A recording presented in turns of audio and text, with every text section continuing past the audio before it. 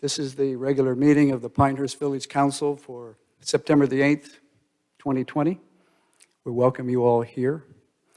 Our first order of business will be reports from the Village Council and the Village Manager, after which time we're going to have some adjustments to the agenda. It was previously posted due to some developments over the last couple of hours, and I'll discuss those at the end of our reports. From the mayor's point of view, I always like to remind everyone at this meeting, at the outset of our meetings, that you're doing the right things by wearing masks. We will have our masks on, particularly up here when we're not speaking. And we appreciate the fact that you're here, and we'll keep the room as separated as we can. This is expected to be a fairly busy meeting today, so your cooperation is very much appreciated. But do continue at home and as you travel about to maintain safe practices so we can keep the village of Pinehurst and Moore County as safe as possible. Thank you very much for that. I'll now go to reports from our village manager, and then we'll circulate around through the village council for whatever comments they have this afternoon. Jeff? Thank you, John. I'd just like to comment on one thing, and this is not new to the council or to staff. We're all keenly aware of this because we're all working very hard to get ready. But a couple of weeks ago, we were notified that we have been selected for a site visit associated with our National Baldrige Award application. We are one of 9 organizations across the United States that was selected for a site visit pursuant to potentially being awarded or recognized at that level.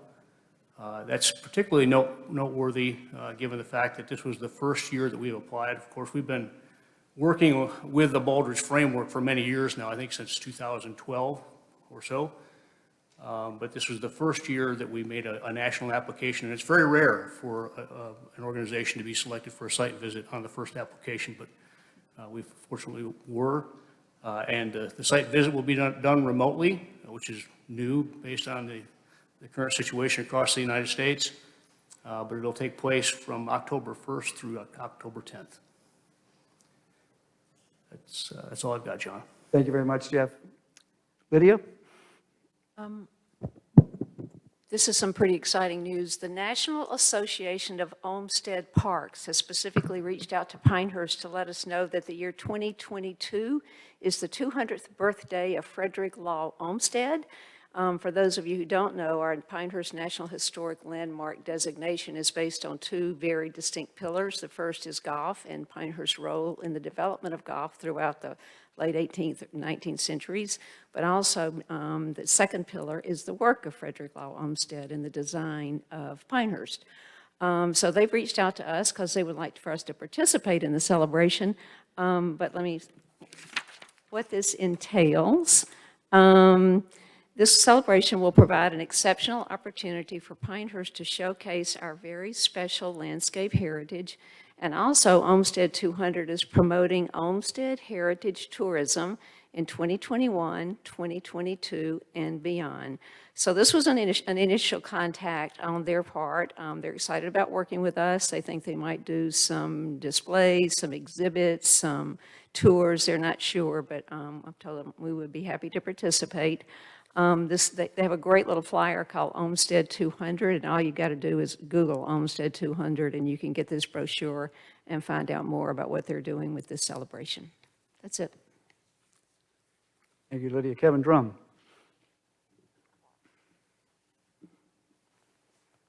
I attended a Triangle J Council of Governments meeting on behalf of the council, and it's real interesting seeing how not just our neighboring municipalities are dealing with the issues of the day, but being able to learn from how all the other regions are dealing with the issues of the day.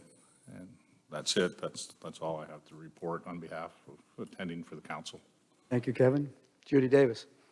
No report at this time. Thank you, Judy. Jane Hogeman.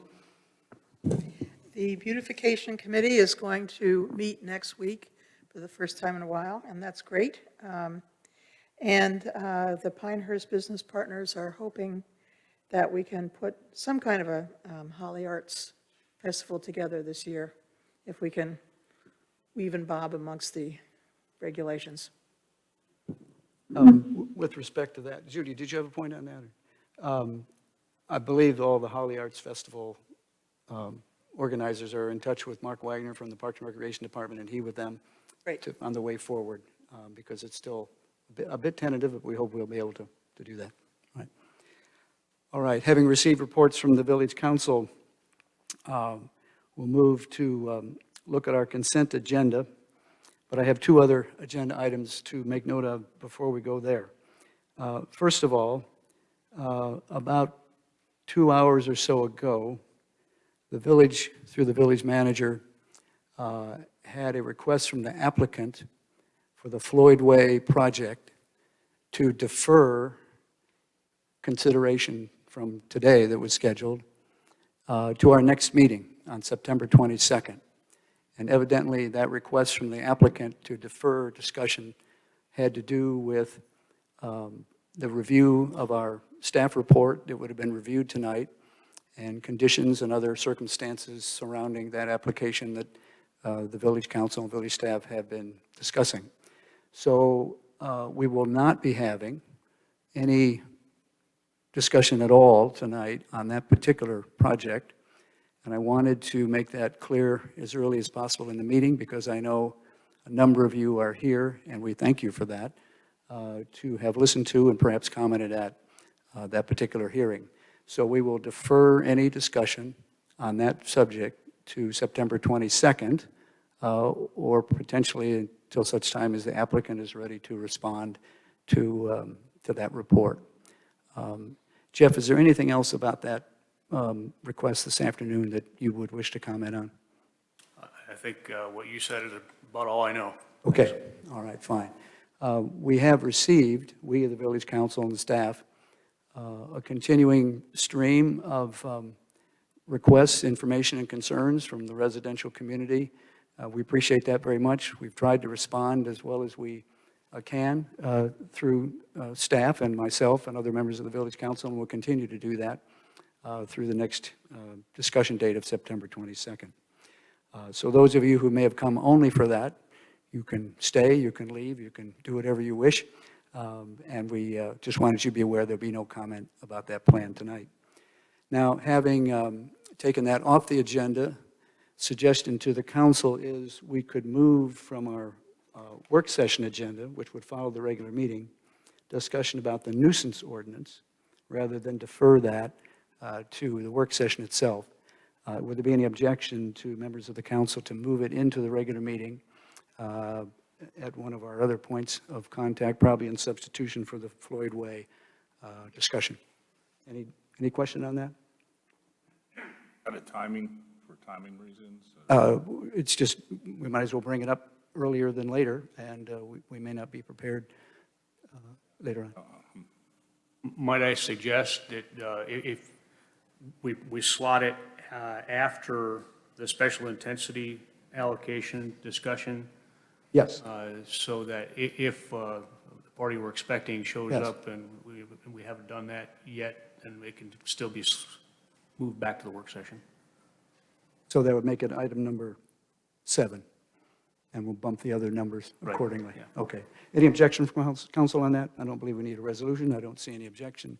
So we'll move that nuisance discussion into the agenda after the special intensity allocation, item number 6 and 7. Having done that, we'll move to approve the consent agenda.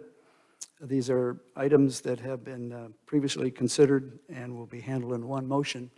But first, is there any item in the consent agenda or those reports that a council member would wish to pull out or have further discussion on? Seeing none, is there a motion to adopt the consent agenda then?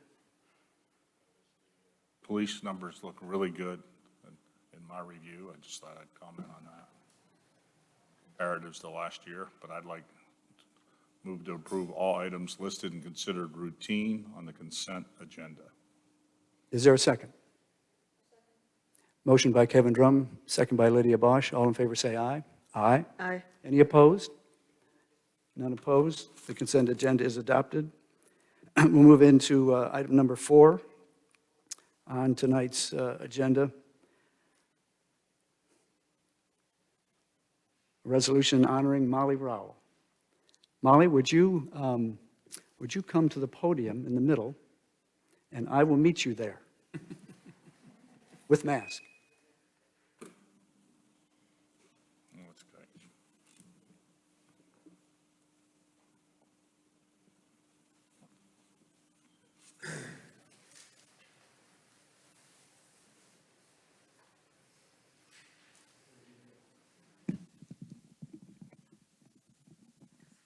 Molly, I'll just move this a little bit.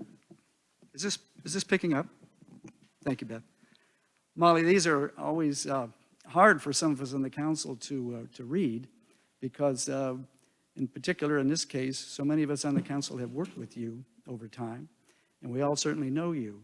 And we're glad you're going to continue to work a bit with the Beautification Committee, but your wonderful service as chair has come to its end at your request, I might add. So on behalf of the Village Council, I'm going to take off my mask so I can read through my foggy glasses and make sure I get this resolution correct for you. Whereas the Village Council of Pinehurst, North Carolina, wishes to acknowledge and express its appreciation to Ms. Molly Rowell for her dedicated service to the citizens of Pinehurst as chair of the Pinehurst Beautification Committee. And whereas Ms. Rowell was appointed as chair of the Beautification Committee on March 11, 2014, and served continuously and faithfully from that time. And whereas Ms. Rowell was instrumental in the efficient operation of the Beautification Committee, always conducting the village's business in a courteous and professional manner.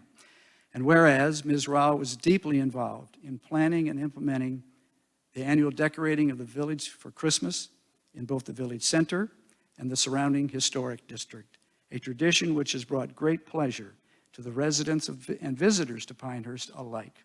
And whereas Ms. Rowell was instrumental in numerous beautification projects throughout the village, in conjunction with and in cooperation with various garden clubs, the North Carolina Department of Transportation, and the Village of Pinehurst Public Services Department. So now, therefore, be it resolved by the Village Council of Pinehurst, North Carolina, in a regular meeting assembled the 11th day of August, 2020, as follows. Section 1, that the Village Council hereby expresses on behalf of the citizens of Pinehurst deep appreciation and gratitude for the gifts of time, ability, and determination given as the chair of the Beautification Committee. And Section 2, that the village manager is hereby directed to have a copy of this resolution presented to Ms. Rowell as just a token of our gratitude. Resolution passed 11th of August, delivered 8th of September, 2020. Molly, thank you so very much.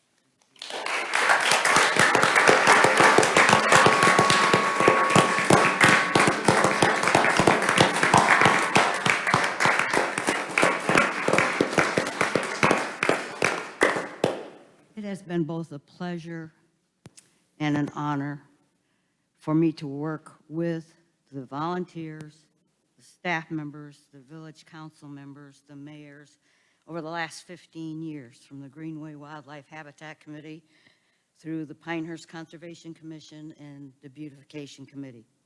When I retired, I wasn't really sure what I wanted to do. So I decided to come to a workshop here. A month later, I was chairman of the Greenway Wildlife Habitat Committee, and it's been like that ever since. It's a joy to work with the administrative team and all of the folks here in the village, from Jeff Sanborn through Natalie Hawkins, especially to Jeff Batten, Mike Apke, Walt Morgan. You just don't know when you get the kind of support that you get from these people, anything's possible. And especially to all the village council members and the mayors that have been through here in the last 15 years. It's just always been an honor. So thank you very much.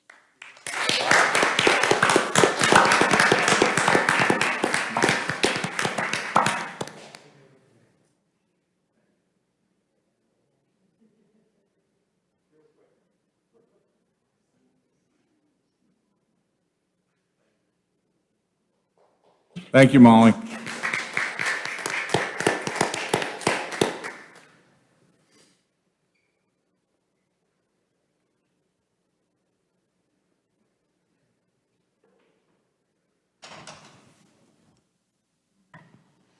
Moving into agenda item number 6, discussion and consideration of a request for a special intensity allocation for Huntley Design Build Office Project.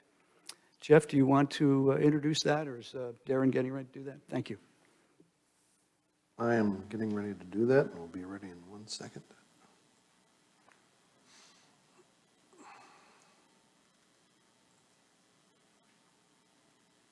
Okay, I'm ready.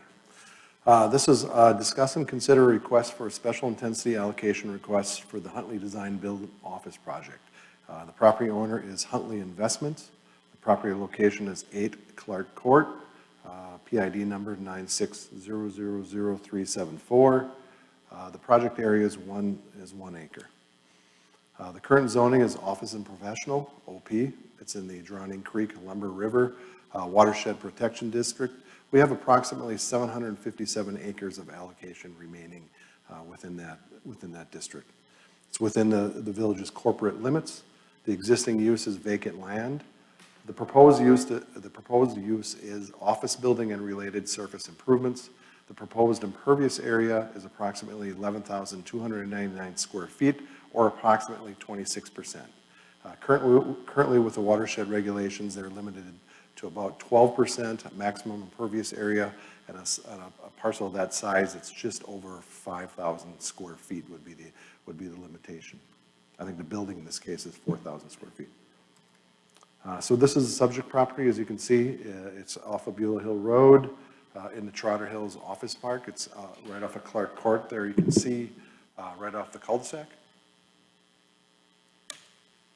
This is a proposed site plan that is going through minor site plan review with the TRC right now for permitting purposes. But right now we've stopped the review at this point because the allocation needs to be made or it cannot move forward. You can see this is the proposed site plan. It has the building, proposed office building, some surface improvements. It's an 8-car parking, I think it's 8-stall parking lot that it just meets the minimum requirements for parking.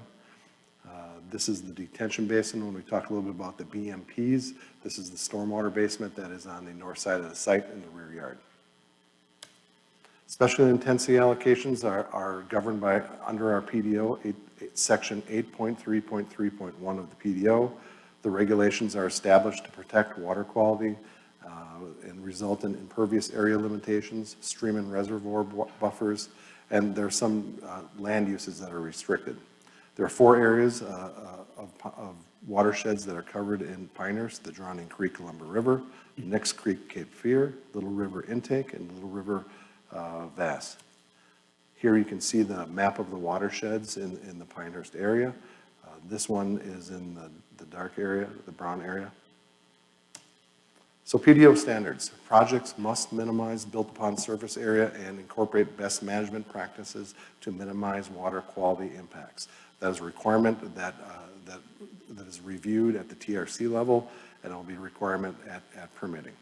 Village Council must approve the special intensity allocation in accordance with any adopted policies it has related to the distribution of the special intensity allocation, Resolution 1313.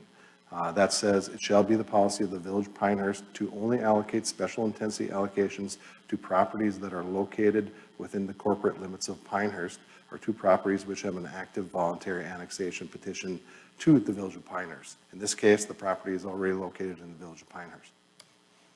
This would be a history of allocations that have occurred in the watershed district. The most recent one was the Pinehurst Resort and Beach Club improvements. That was about 5.81 acres.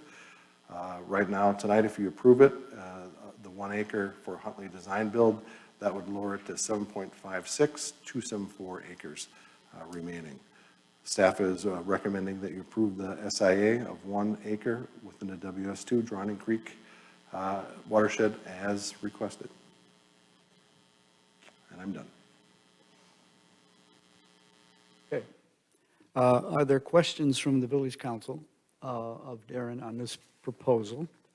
There were some communication back and forth, I know, about the fact that we have plenty of allocation available, but, how should we use it for this purpose?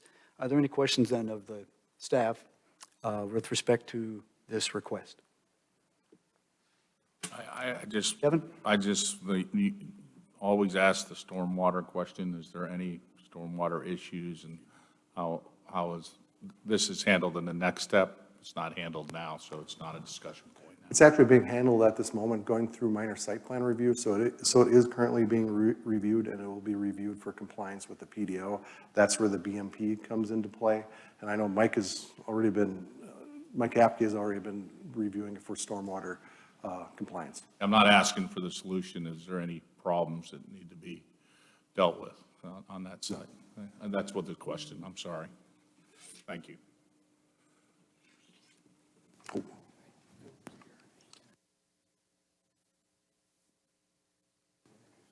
Oh, the applicant's engineer is here also with LKC, so if you want to direct some of the questions with respect to the stormwater, Philip is here to answer some of those questions. And I think the site is being designed for a 25-year storm event, Philip, is that it? Yeah, yes, Down there, please. and would you Thank you, just sorry.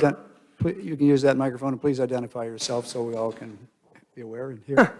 My name is Philip Pacerno. I'm with LKC Engineering. The pond, Phil. per the PDO's standard, is for a 10-year design storm, but we've actually designed it to where it can handle a 25-year design storm as well. Excellent. Greatly appreciated. To your knowledge, I was going to ask this of Darren, and I can as well. This particular area, Trotter Hills, is starting to fill up some. Is it likely that as other development occurs near that we'll have some additional requests for uses of the watershed allocation? Yeah, absolutely. Yes. There will be. Yep. And Unless the site can develop under 12%, which is very difficult to do. I think you're going to see, I think we have a couple under review right now within Charter Hills right now, so you will be seeing something in the near future. I would assume each of those is rather modest. Correct. Okay. Because we still have the governing standard within the PDO, so if they weren't in the watershed district itself, you would default to the OP standard, and that's a maximum of 70% in the OP district. Okay. All right. Other questions from council? Seeing none? Hearing none, is there a motion then to adopt this present? Excuse me? Plan?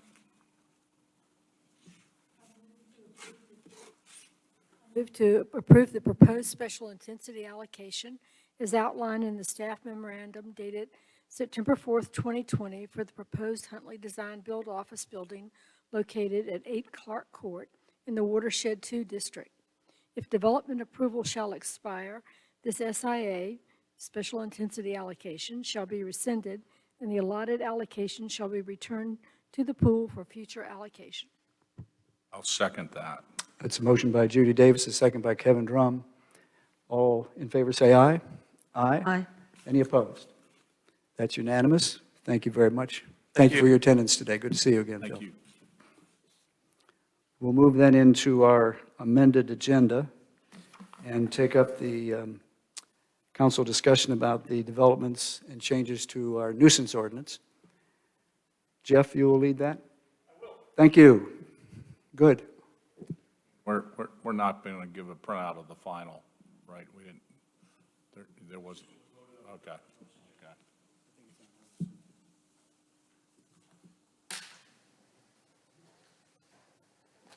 By way of background, as this is being posted, the village has been taking under review this summer this particular ordinance with respect to nuisances, noises, and related issues.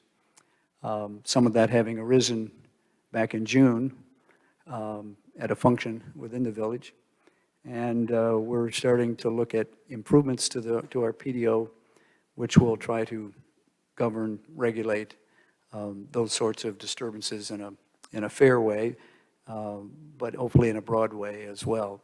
So we've had some proposals made by council members and staff, And we're here tonight to review that and hopefully be able to take action, not tonight, but at our next meeting on September 22nd. John, it's worth noting that the documents are on the work session. Yes, Yeah, I thought you might right. want to explain that. I mean, just the documents is itself. that, yeah. The documents that we're discussing are not in. Oh, they're posted. They're in not the- in the regular meeting regular agenda. meeting, they're in the work session that If you're- follows if you're trying to find. Yeah, if anybody you're is trying to working on find- your iPad or you want to go home and look at the We documentation changed the further, order, and I thought they'd want to know that. it'll be on the work session meeting, which was to follow tonight, and will follow, but this item and the data for that is under the work session, not the regular meeting. Okay, thank you, John, for that background. I think that's a good summary and discussion of where we've been. Among council and staff, we've been working on this for, I think, about a month now, a little over a month. It's been through a couple of council meetings for review, starting with the initial draft of what we thought might be appropriate at the staff level. And I think we're getting very close. I'm getting the sense that we're getting very close to getting agreement from the council. I loaded up an updated draft again today that wasn't posted last week based on some continuing review by everybody involved. And so that's what you see listed here as the first attachment. The previous draft before that is the next one down. I'm going to be coming back to the summary of municipal code penalties later on in the discussion, but also loaded up here is the governing language from the general statutes that tells us what we can and can't do with regard to municipal code penalties and enforcement. And those are the general statutes 14-4 and 160A-175. So I'm going to go right to the most recent draft. If I can get my mouse to cooperate.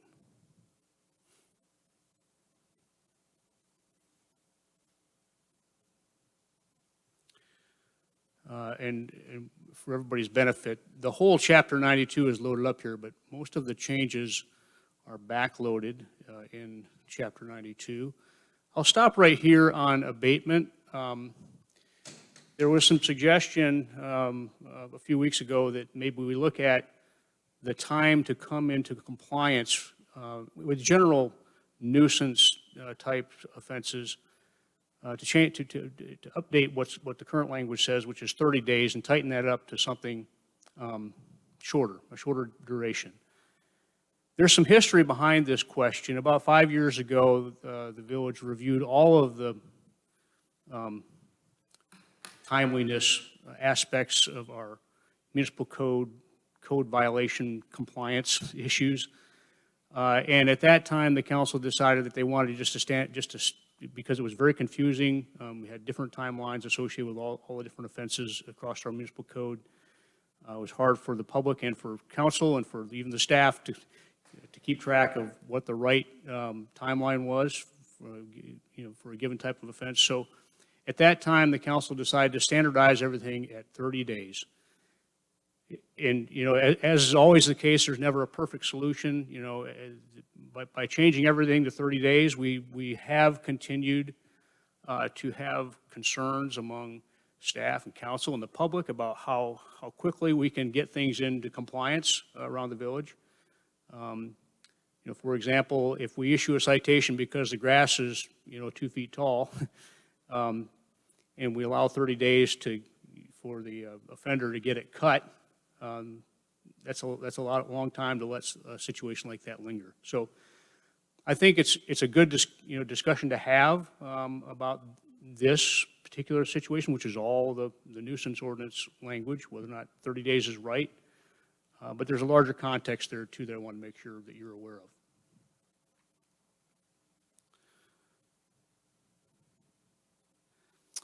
And then if you get down into 92.16, this is where most of the revisions have started in the current language. And, the real focus here was to try to come up with something that had a little bit more teeth, was more, creates a brighter line with regard to what is and is not a violation, and so that's why we you see some of these decibel thresholds corresponding to this updated language. For the public's benefit, you'll see references in this document to 55 decibels and 40 decibels. And that corresponds to kind of best practice around the world. It's something that the World Health Organization came up with regard to what actually constitutes a nuisance with regard to noise level. And the way they described it was that if during non-sleeping hours, a noise level outside of a building of 55 decibels might be considered to create a nuisance level, noise level inside the building, whatever that decibel level is. I don't know what it is, but the idea is it's measured outside the building. And if you have something that's higher than 55 decibels, non-sleeping hours, then it might create a nuisance inside a building. And then the 40 decibels is the same thought process with regard to folks that are sleeping. So if you have a noise level over 40 decibels outside of a building, it might be expected to disrupt sleep for people that are inside the building. See that we added some language there trying to, there's this question of, the peak noise level and also sustained problems where you might have several spikes over a period of time. And so we crafted language to try to deal with that. You'll see that this language carries over in several areas because in reality, it might be the circumstances surrounding who's doing it might be different. And so that's why you'll see that general framework of the same language in 92-16 B1, B4, and B9. And then when you get down to penalties and enforcement, we revised this quite substantially. And this is in compliance with the general statute, what the general statutes allow with regard to our penalties and enforcement. I think most significantly, the thing that we've got to come to grips with is what is the appropriate penalty level in terms of a fine associated with these noise nuisance issues that periodically occur across the village. The general statutes allow a maximum of $500, both on the civil and criminal side. And there are a couple of cases, as you'll see in my summary in a minute, where we have included a maximum penalty of $500 for different types of code violations in the village of Pinehurst. But the overwhelming majority of things that we assign penalties to and associated with our code language or our municipal code language carries with it a typical $50 fine. And so that's why I want to show you that basic framework. There's, of note in this penalty language, we've also tried to come to grips with the fact that, and this is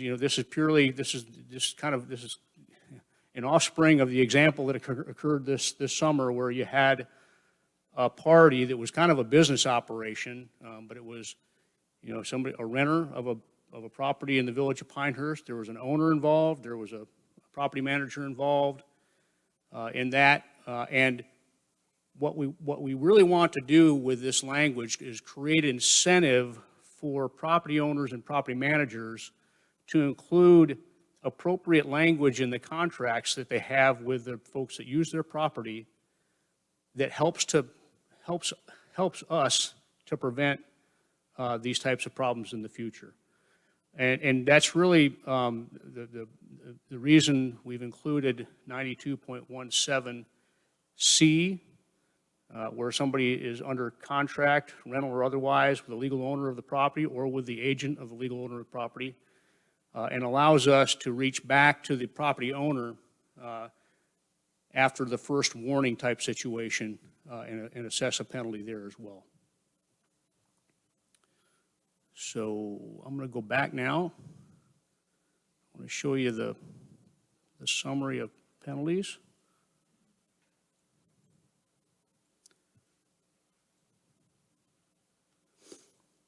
So here are all the things that I could find in our municipal code that carry with them penalties. And you can see a lot of it has that kind of a standard framework of a misdemeanor, $50 fine, and/or 30 days imprisonment.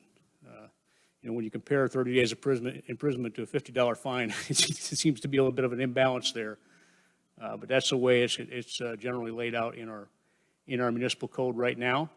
We typically go after the fine. I don't know that we've ever tried to put anybody in jail for a violation of our municipal code. I mentioned that there are a couple of outliers. You can see the second item on in this table is for solid waste type infractions. And there's a $500 fine associated with that. I'm fairly convinced that that really wasn't the intent of the language, because all it does is it refers back to the general statute. And the general statute allows for $500. So, and you'll see that there's two different penalties associated with the same general category of solid waste infractions as well. I think that's something that needs to be cleaned up in our ordinance to remove the duplicative effort at assigning penalties there and fix that. And whether the appropriate fine would be $50 or somewhere in the middle is probably up for question, but it's probably not $500. You see the fire code occupancy limits. This is for businesses in the village of Pinehurst. If they violate their fire code, we have kind of an escalating scheme where it starts at $100 for the first offense, $250 for the second offense, and on the third offense, you get to $500. And then you can see down toward the bottom of the table, peddling on private property and mobile vendors. There's a $500 fine associated with that. And smoking in municipal buildings and vehicles, there's a $500 fine associated with that. And then everything else is kind of uniformly that $50, other than your motor vehicle stuff that's set lower. Some of it is anyway. Bikes and skateboards and rollerblades and things like that are even lower yet. So that's where it's sit. I guess at this point, it might be appropriate for council to discuss this. I'm hoping that we can kind of wrap this up tonight in hopes of getting an actual ordinance for you to consider at the next meeting for adoption. And Jeff, one question. We'll only be discussing and making changes to the ordinance tonight. You're not asking us to look at the whole chart of fines that you That's put up. right. That's I a just later- wanted to provide you with that context. Yep. You can decide whatever fine you think is appropriate with regard to the noise ordinance infractions. And maybe it's a future discussion about how to, if other things need to be fixed here, we can bring that back to you to kind of get things all leveled up right. Good. So with regard to the fine level, I think that, I don't know what the right answer is. It has been suggested that maybe we ought to have maybe we should be going for the maximum penalty of $500 for our noise offenses. And I understand it, I get that. The general statutes allow flexibility. I mean, if you chose, you could say up to $500, and it would be incumbent on staff to figure out what the appropriate level is. I don't really want to be in that business. I think that sets staff up for arguments and complaints about what is viewed to be arbitrary and capricious or not fair or playing favorites or what have you. I mean, of course, we would do our best to be fair and deal with that as impartially as possible, but I'm not real keen on being given that authority. So that's an option. If it's not going to be something that's variable, then I guess what I would ask you to consider is that there are a lot of folks in our community for whom $500 isn't a lot of money, and it might take $500 to get their attention. On the other hand, there are a lot of folks in Pinehurst for whom $500 is a lot of money. And whatever you settle on, I think it needs to be as appropriate for our lower income folks as it is for our higher income folks. And I don't know what that right answer is, but something to consider.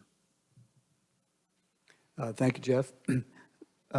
Council has considered some of this before, and there's, I think, some questions and ideas about certainly the fine level, but maybe the decibel level and measuring indoors, outdoors, whatever. So we'll just turn it over for all of our discussion right now. Jane, would you like to go over whatever questions and comments you have about this proposal? Thank you. I just have a couple comments. First of all, I appreciate, Jeff, you doing this, because you think, oh, well, it can't be that hard, and it is that hard. So anyway,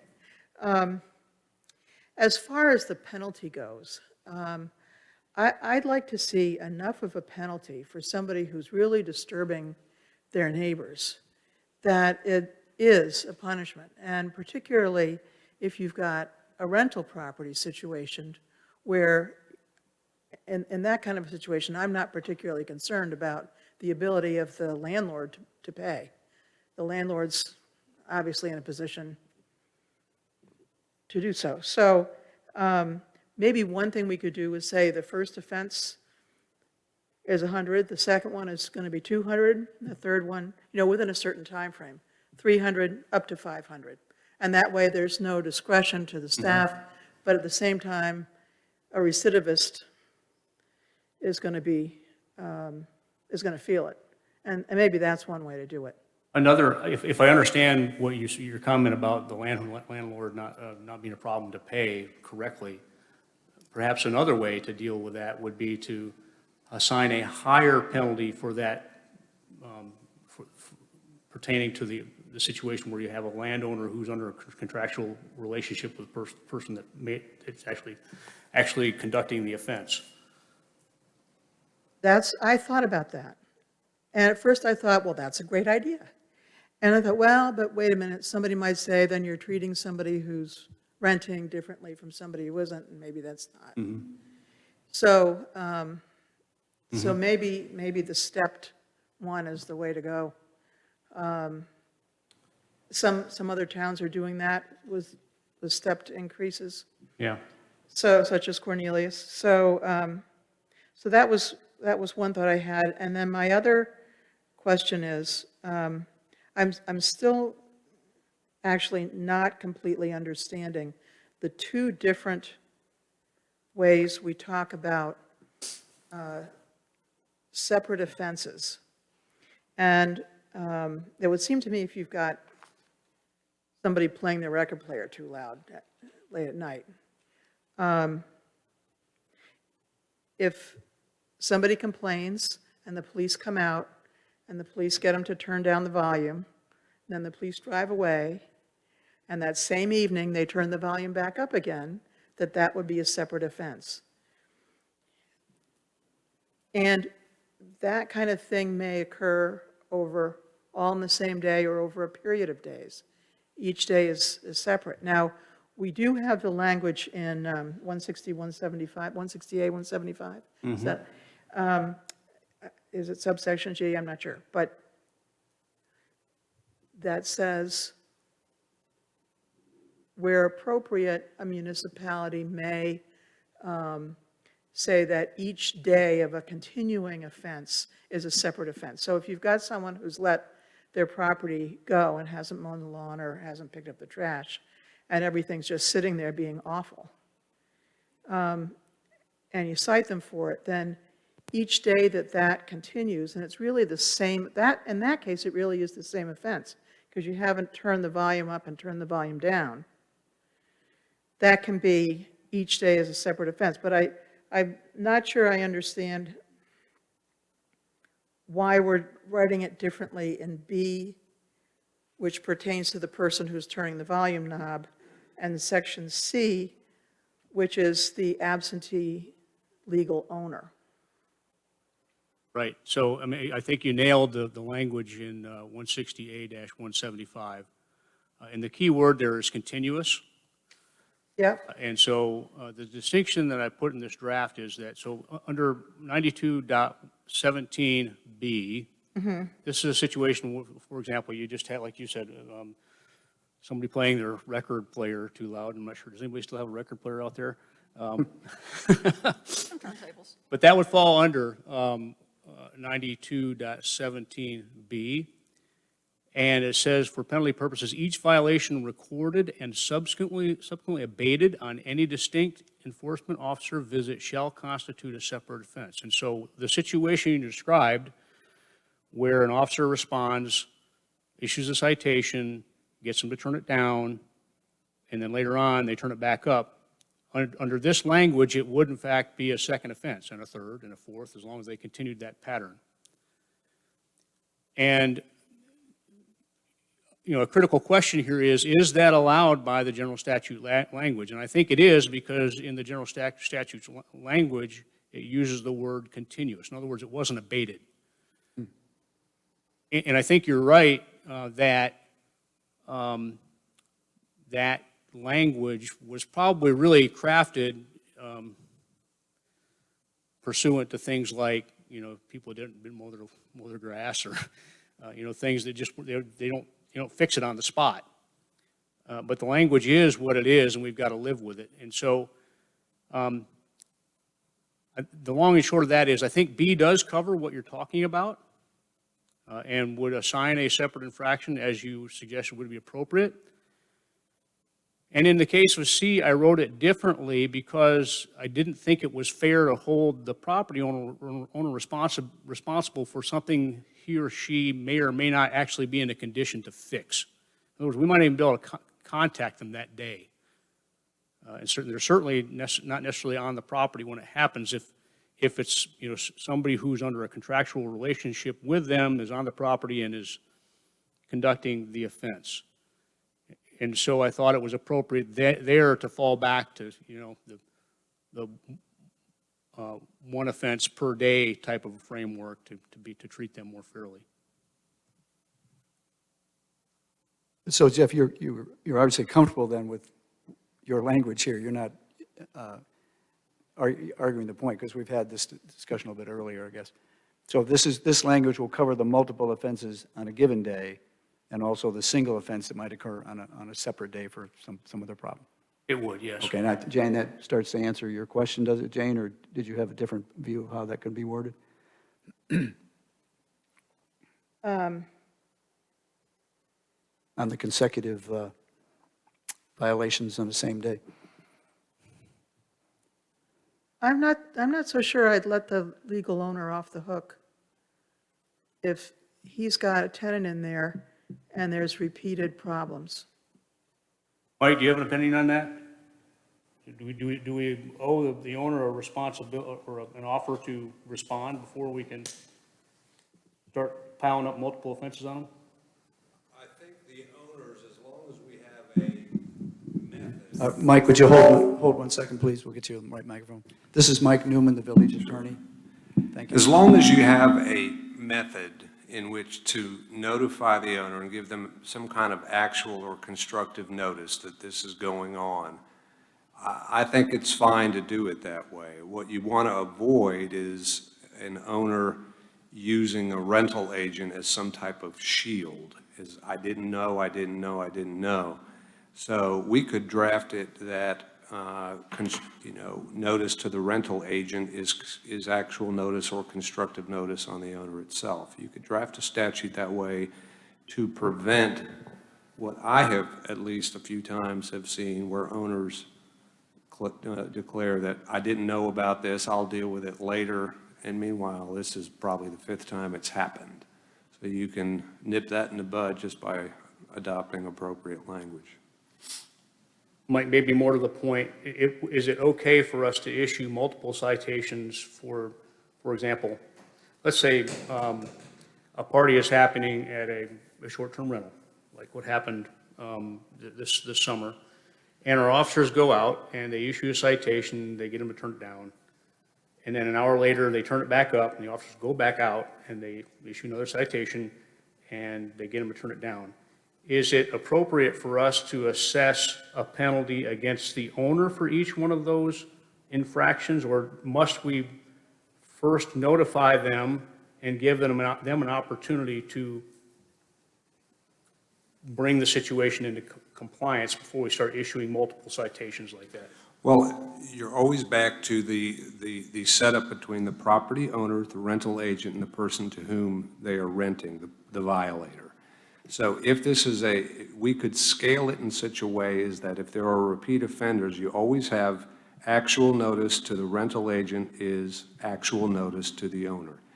And then I think the staff should have the discretion probably in determining whether or not this is a repeated pattern, this is a one-shot deal, as to whether or not in other words, there can't be a one-size-fits-all, even though we always want to avoid anything arbitrary and capricious.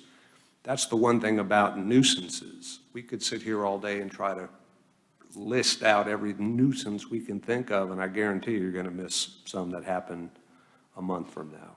So as long as you're doing your best and there's a rational basis for it, it's going to pass judicial scrutiny if ever challenged. But I think what you need to do, I think Jane brought up the situation where the actual owner, we want to have the ability to stop the violation. And the further you move away from the actual owner, the more difficult it becomes for staff, the more difficult it becomes for council to actually address the problem. Because the problem is, it's affecting the neighbors. And if you adopt an ordinance where it's harder and harder to get to the actual owner that can put a stop to this, then you're prolonging the problem unnecessarily. So I do think you can assess multiple violations against the owner under that circumstance. Multiple without giving them the opportunity to fix the first one. Right, the same as if it was at my house and I own the house and it's my record player using the scenario, and Lee Gatlin comes over, tells me to turn it down, gives me a citation. I say, great, thank you, I'm sorry I turned it down, but I'm mad at my neighbor. And as soon as Lee drives down the block, I turn it back up to get at my neighbor. It's not just that neighbor, it's every other neighbor that's being offended by my conduct. So in that situation, I should be receiving multiple violations. And in the same sense, if I'm simply renting from an owner through a rental agency, and it's that kind of conduct, it should be able to reach to the actual owner. Okay. Because that should be part of their rental agreement with their rental agency. You're going to be on the hook for these things because of what we're trying to prevent and what has happened in the past. We have actual experience with these things. So that's my view. And it will pass judicial scrutiny. Thank you, Mike. Thank you. So are we happy with the way this reads then? I'd like to see stepped increases. Step part, okay, Yep, all up to right. 500 within, a 24-month period, something like that. Same owner, same.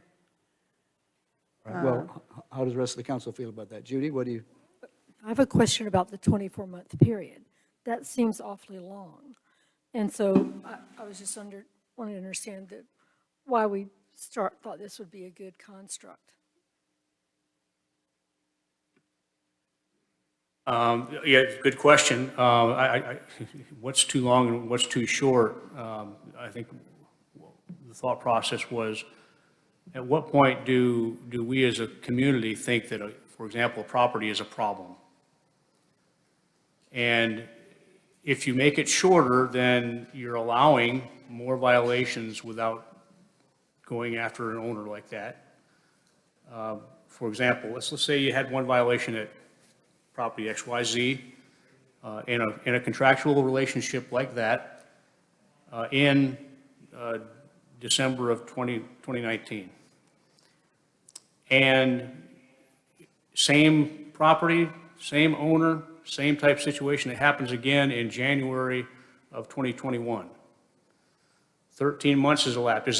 Does that suggest a problem, a pattern, and therefore we should be assessing a penalty over on the owner, or does it not? The 24-month period would allow us to assess a penalty. A 12-month period would not. Did that make sense? Not exactly, but Yeah. I mean, it just seems to me that it's an awfully long interval, because in between, you've got chaos. And all that chaos is when we actually can start assessing penalties and collecting fines. Right. But if it's a shorter interval, then you're running the risk of having repeat offenders that we don't assess a penalty for because you're restarting the clock. What if we said, if, Lydia, a little closer, please.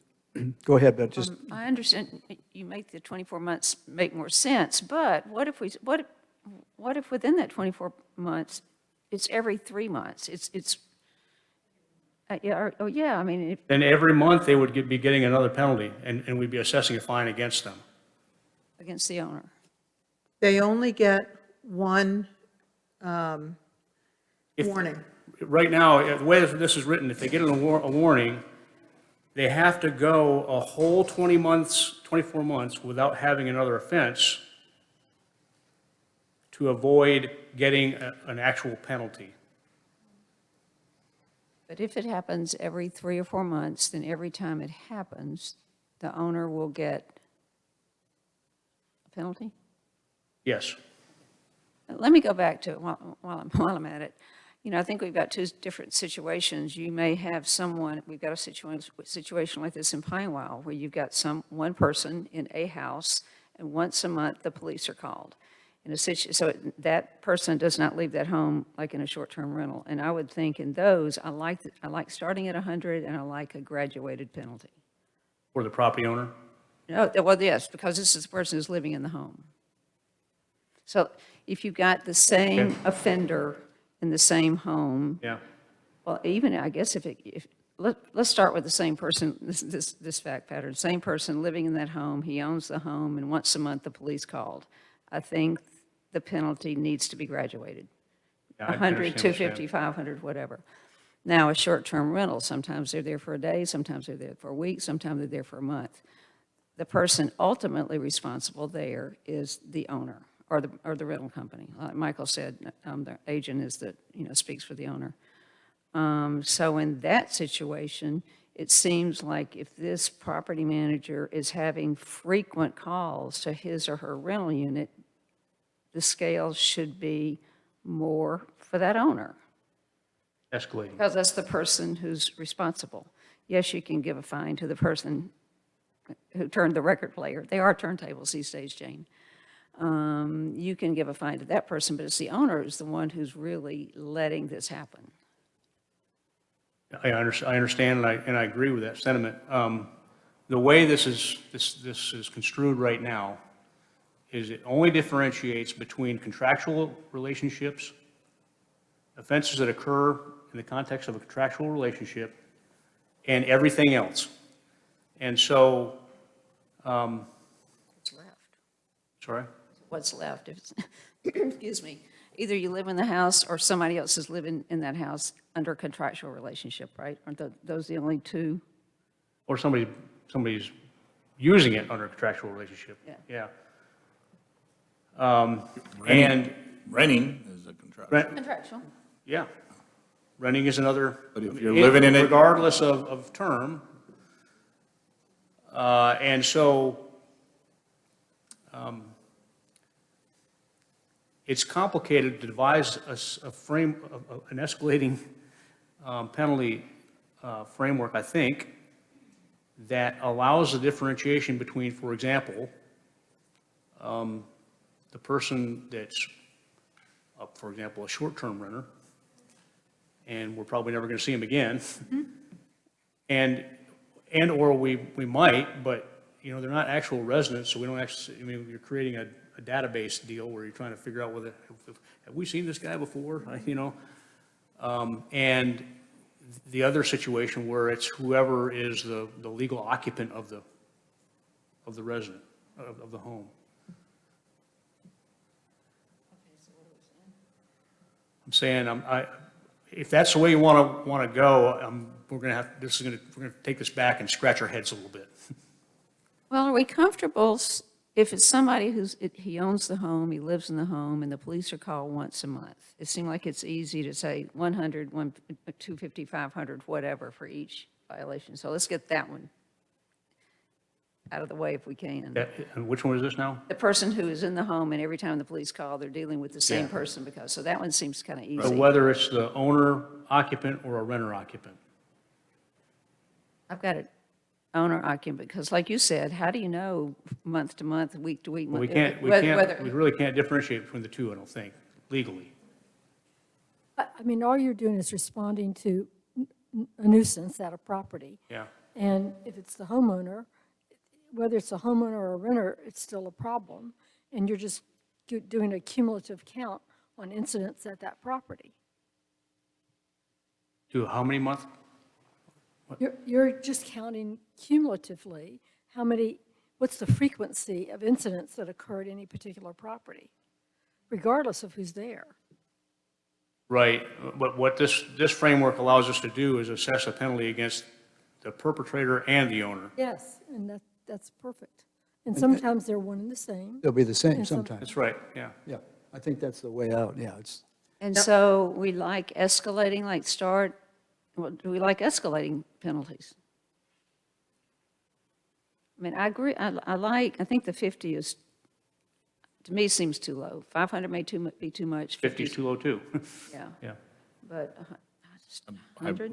I supported the escalation, you know, there's a warning, there's a violation, there's a second violation, there's a third, you get to a higher amount. I'm a little confused on all this because residents in homes have different status in this scenario. So I could crank my stereo and party like a rock star. No. Everybody, Kevin. no, everybody is subject to penalty, yeah. Well, I'm just saying, it sounded like there was some differentiation and contractual relationship. The only I have no differentiation contractual is, relationship. the only differentiation is this language allows us, in the situation where there's a contractual relationship involved, to, in addition to penalizing the person that's doing it, Yeah, okay. penalize the owner. Okay, then that's fine, that's what I thought, but I'm still not done. You got an owner, that's easy, who offends this. I agree with the decimal, you proved it on how you found the decibel language to me. Like I'm okay with adding the decibel language today. I think we're talking about execution, fines, how to do it. I think there's agreement on the decibel language, so I just thought that was important. Let's just differentiate that, okay? Let's get that done. And I'm really concerned on how it's executed. I can't figure it out. I mean, you got an owner that's offending, you got an owner that's renting a house, so are they both, is the renter and the owner getting penalized in this case, just a long-term rental? Yeah. Okay, and then third scenario, you got three people involved. You got the people occupying, being the offender. You got the contractual company renting it. And then you have the owner. So you got three people involved in a short-term rental. You got two people involved in a long-term rental. And then you got one involved in a owner-occupied. And I'm unsure. I'd love to hear the scenario planning. And then I'm really concerned, like, I agree with the concept, so I'm all on board. I think we should approve the decibel things like immediately. But what I'm unsure about is how does it work? It's reported, and it has to be recorded at that decibel, right? Yes. So It would no be one's a- talking language about would be that. on the citation. No one's talking about that step. It's not just a reported nuisance. It's a reported nuisance and it being found to meet the decibel range, right? Right. It's a lot of administrative work to get a violation. but- It would just be written on the citation. But okay, I'm glad you told me that, because it's not, there was one scenario I heard, someone reported. Yeah. Someone reporting and it being a decibel, at the decibel, it has to be proven to be at that decibel, and we have. the- Officer has to go out, Officer has take to the do it. measurement, and determine. Okay, well, yeah. then my only question is that there are three parties involved in not. short-term rental. There are two parties involved in a long-term rental, and there's one in a owner-occupied. How are those scenarios? Well, there might be three in all those, but Well, I'd just like I to know think how yeah. those, I'm sorry. how those three scenarios would be handled. I think when you say the third party in short-term rental situation, you're talking about the management company? Is Yeah, that the management right? company. So this framework doesn't even think about the management company. It's the offender and the owner. That's interesting, because Which is the same as you would treat the others. flawed. So think about it this way. The player and the caddy are the same. What's that? Player and the caddy are the same in golf tournaments, right? It's really the same thing here in this. I agree, we can think about it that way. I'm okay with it if that's what we have to do, but I think that I'd like to at least understand how it's going to be applied, because there are three parties involved in those two. Jeff, how does this happen? The police officer, you get a call, officer goes out, measures it, it's too noisy. He brings somebody out, asks their name, issues a citation. And then how do you determine whether that is the owner, or how do you go, how is it Well, I'm figured trying- out from there? The officer would, that was Investigate. part of their investigative work on scene. Well, the owner's known, we have records to know who the owner is. It's the other issues that we don't, like the renter, we might not fully know, the long-term renter or the temporary renter. Yeah, and in those situations, if you're not the owner, then you fall under B. Okay, And, you know, remember, we're looking at extreme cases. right. And in extreme cases, I'm going to guess that we might know that third party, the leasing it. Well, it's interesting you say that. I'm concerned about the unintended consequences. You said you're going to relieve the village of, we're not going to penalize ourselves if the live after 5's a little after 10 o'clock, or? Well, this Are we gonna this penalize language ourselves? already, I mean, the existing statute, or ordinance language already gives an exemption to things that are approved by the village. Yeah, permitted events, they're, yeah. If someone was having an event, I'm just throwing something out there, at a lake that magnifies the sound across the lake, and is there a process in which they can notify and buy an event permit to have an event, or not? Yeah, they come to Parks Recreations and they submit an event application and Even not a it goes resident. through the typical scrutiny. Okay.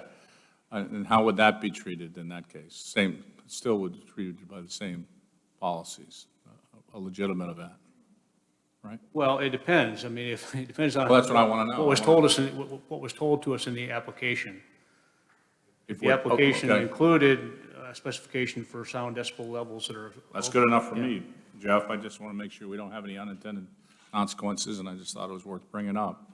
Yeah. So that's why I like adding the decibel language now, like just, like right now, so we could see what problems we have and how. I think after you see it out there, Yeah. you're going to be able to figure out how to apply, how to apply it. Right, okay. Well, I think I'm hearing, Judy, did you have something else you wish to comment on that? I think I'm hearing that we're generally all right with this. We need to step up. I think we like a step up, starting at 100, Step up, yes. Yeah, I want to 100 step to up 200, yes. as well. right? 100, 200, 300, 100, 200, 500. The 500. What does the council like? I mean, One- Up by 100? 100, 100s? 250, I 500? thought 1, 2, you know, these are residents that Doesn't we're matter dealing to me. with. So I think it's 1, 2, 3. I think it's reasonable, but I'm okay with what. the No, team I said. think what we're talking about here are people who are disturbing all their neighbors and driving them nuts. And it's important, not just to the person who wants to have a party, it's important to all people who live here and all the residents who live here. And I want to make sure we take care of those people first, Yeah, and my scenario would and not the be, merrymakers. my scenario would be a $600 fine. You But we pay can't. 1, 200, 500 and is 3. the most we can At do. the moment, we can't go to that number because it's not in our, we'll get to the grid at a later date. All right, so I think we're talking about Yeah. $100 increments, Right. right? 100, $100 increments, 1, 1, 2, 3, 200, 4, 300? 5, up to 5. up to 5, I okay. think there's disagreement. Great. I'll be honest. Okay. Judy, you're happy with that, I think. Jane? Lydia? Kevin, okay? Okay. Jeff? All right. Sure. So that's the only change then, that I think I heard, to this proposed ordinance as we see it here today with the changes, right? I'll see how I can Yep. try to make that work. Yep. Okay. And hopefully we can put it to bed on the 22nd. Yeah, I would hope we could All right. have this for I approval. think we're the just on 22nd. time. All right, Perfect time. all right. We have some visitors who have arrived, who are expected. We've just completed the nuisance discussion. and we will momentarily move in to public hearing number 1. Gentlemen, Craig, if you wish to sit at this table here, that would be fine.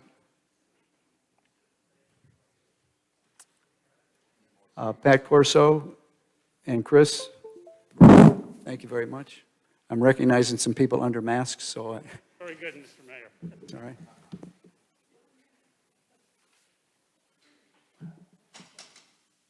Okay, we'll just hold 1 second here for some technical adjustments.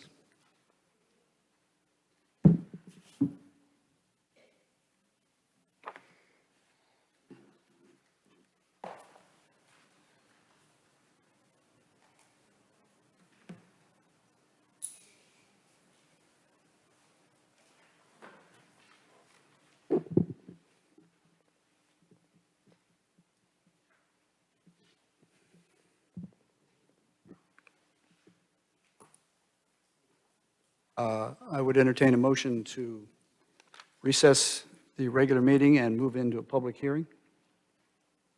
I move to recess the regular meeting and enter into a public hearing.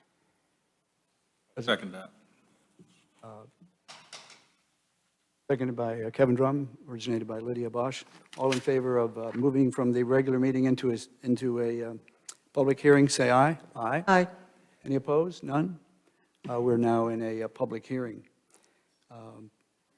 I'm going to make a few introductory comments, and we will then move into some presentations, including the village manager and representatives from an entity that has a contract to be discussed tonight with the village of Pinehurst. I want to first say, before I read some presentation or some summary remarks, that this public hearing is being held to entertain a very significant economic incentive package and some very interesting news, not only for the village of Pinehurst, but for the state of North Carolina. Because of non-disclosure arrangements that were required due to the very significant and multifaceted nature of this particular transaction, the village council and staff and others have had to keep this under wraps, quiet, for as long as possible to assure that this transaction could take place in confidentiality and move forward. So I don't apologize, nor does the council, for the fact we've had to be very quiet about this transaction, because it was required to do so in order to make sure it would happen. So with that, I'll give some prepared remarks. For several months, Pinehurst Village Council and staff have been engaged in a multifaceted development process with significant economic impact for the state of North Carolina, Moore County, and the village of Pinehurst. There will also likely be a significant impact on the world of golf. This opportunity has been titled Project Woodpecker. The transaction has several key components, but at its core are the village of Pinehurst, Pinehurst Resort, and the United States Golf Association. The plan is for the USGA to move several of its key functions to Pinehurst and to hold 5 U.S. Open championships between 2024 and 2047. There is also the potential for other USGA tournaments, both professional and amateur, to be held across the state of North Carolina in the future. Project Woodpecker has been a statewide initiative for North Carolina. Financial and other commitments have been made or proposed from the state legislature, various development funds from state agencies, Moore County, and Pinehurst in the contract we will discuss tonight. There are wide-ranging, long-term benefits that will evolve from this transaction. Among those are research relationships that will develop with North Carolina State University, North Carolina A&T, and Sandhills Community College. I also make note of the fact that the USGA and Pinehurst were both founded in 1895, So we're jointly celebrating our 125th anniversaries by executing this transaction. I will be calling on our village manager, the USGA, and Moore County development officers to speak tonight. There are other members of the delegation that's been working on this that are here and may be called in for questions or other comments as the council and residents may see fit. But first of all, I'll be calling on our village manager, Jeff Sanborn, who will present key elements of this incentive contract with the USGA. Thank you, John. And as John mentioned, the council has had the need to do the negotiations with the USGA and other parties behind closed doors over the past several months. But this is the public hearing associated with this economic incentive agreement. And so I want to take the opportunity to inform everybody kind of the high points of what's in this proposed deal. Many of you, and John made this comment, many of you have heard rumors about this thing going on out there about the Project Woodpecker, and wondering what it was all about. But just to wrap that up in your brain, this is in fact what people have been talking about when you've heard that term Project Woodpecker over the past several weeks. I want to touch on the legal framework that we're operating on in here in the state of North Carolina. The general statutes allow for each county and city to make appropriations for economic development purposes. These appropriations must be determined by the governing body of the city or county to increase the population, taxable property, agricultural industries, employment, industrial output, or business prospects of the city or county. And that comes straight out of the general statutes language. Negotiations may occur in closed session, and in fact have in this case. A public hearing is required before the village council can approve, and that's why we're here tonight. Law requires a formal agreement spelling out the responsibilities of both parties and provisions for clawback of incentive payments in the event of underperformance with regard to the responsibilities of the incentive recipient. And in fact, we do have a fully negotiated and vetted contract for the council to consider approving tonight. So this is what we get from the USGA as a part of this deal. They're promising to construct facilities that will employ approximately 50 full-time employees in the village of Pinehurst. That will involve an initial direct investment in facilities and the site of at least $25 million. Plan to occupy the facilities by December 31st, 2023, and that's in advance of the 2024 open. And perhaps most significantly, they've promised to bring 5 men's U.S. Open events to Pinehurst every 5 to 7 years, starting in 2024. And this is the Village of Pinehurst side of this agreement. As John mentioned, we're part of a bigger effort. And so this is not only an agreement, what's being talked about tonight is an agreement between the USGA and the Village of Pinehurst, but there are similar economic development incentive agreements that took place, took place at this point between the USGA and Moore County, and also between the state of North Carolina and the USGA. This agreement contemplates providing a tax grant incentive repayment of up to 90% of property taxes in each of 10 years, what's termed the grant period. The incentive level to be paid up to that 90% in any given year of the grant period will depend on the number of full-time employees on the payroll as of the fourth quarter of the previous year. Annual tax grant incentive payments during the 10-year grant period will not be paid until after property taxes are collected.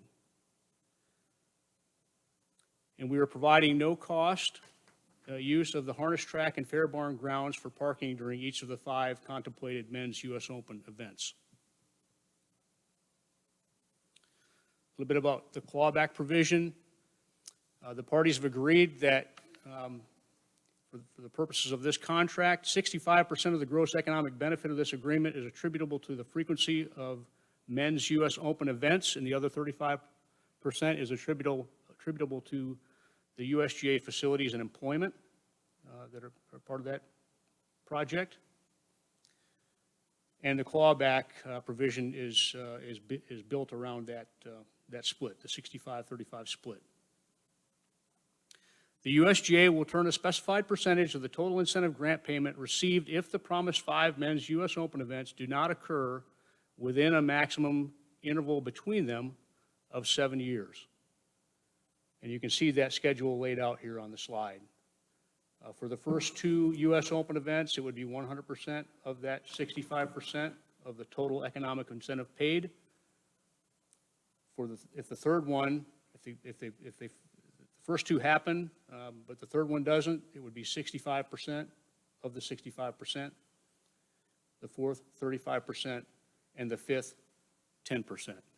So that is the high point. Those are the high points of this agreement. I hope that clears it up as well as can be. It can be cleared up in the short notice in everybody's mind about what's on the table. And I will turn it back over to John. Thank you very much, Jeff.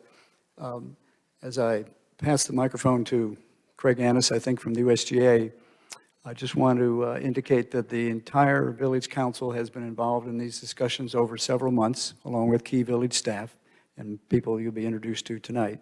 But I wish to thank particularly Judy Davis, Mayor Pro Tem, who's done a wonderful job in helping organize and analyze different scenarios as we've moved forward. She's been a great credit to the council, as all the council members have in evaluating this, but Judy particularly has done a great job in working with us on this project. Craig, would you like to introduce yourself, please? You can remove your mask, too, if you would choose to do so. Sure, and introduce yourself and your role with the USGA and make whatever comments you'd like the council and the public to know tonight. Thank you very much. Thank you, Mr. Mayor. Thank you. You have to speak right into that microphone, and I'll wave at you if we think we need a little more volume. Thank you very much. Great. Volume usually isn't my problem, so thank you for giving me the tip, though. Thank you, Mr. Mayor and members of the council. My name is Craig Annis. I'm the Chief Brand Officer for the United States Golf Association. I'm joined here today by my colleague, Chris Frazier, who's our Chief Legal Officer. Before I share my comments, I thought it might be helpful to ask Pat to share a little bit more about the project from our perspective, and then share some comments from the USGA, if that's okay. That'll be fine. Thank you much. Pat, go right ahead. Mr. Mayor, council members, thank you very much. I'm very pleased and proud to be here tonight to present this opportunity. And what I'll do is I'll discuss it in further detail, what the actual commitment is and so forth, proposed by the USGA. And this is also reflects exactly what's happened with the legislature. So you'll be hearing continuity in these remarks.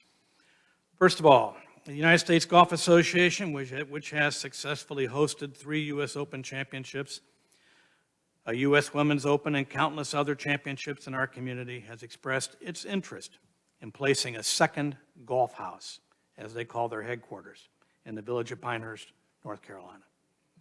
It's critical to note that this is not a foregone conclusion and is subject to other funding opportunities currently in discussion on the project.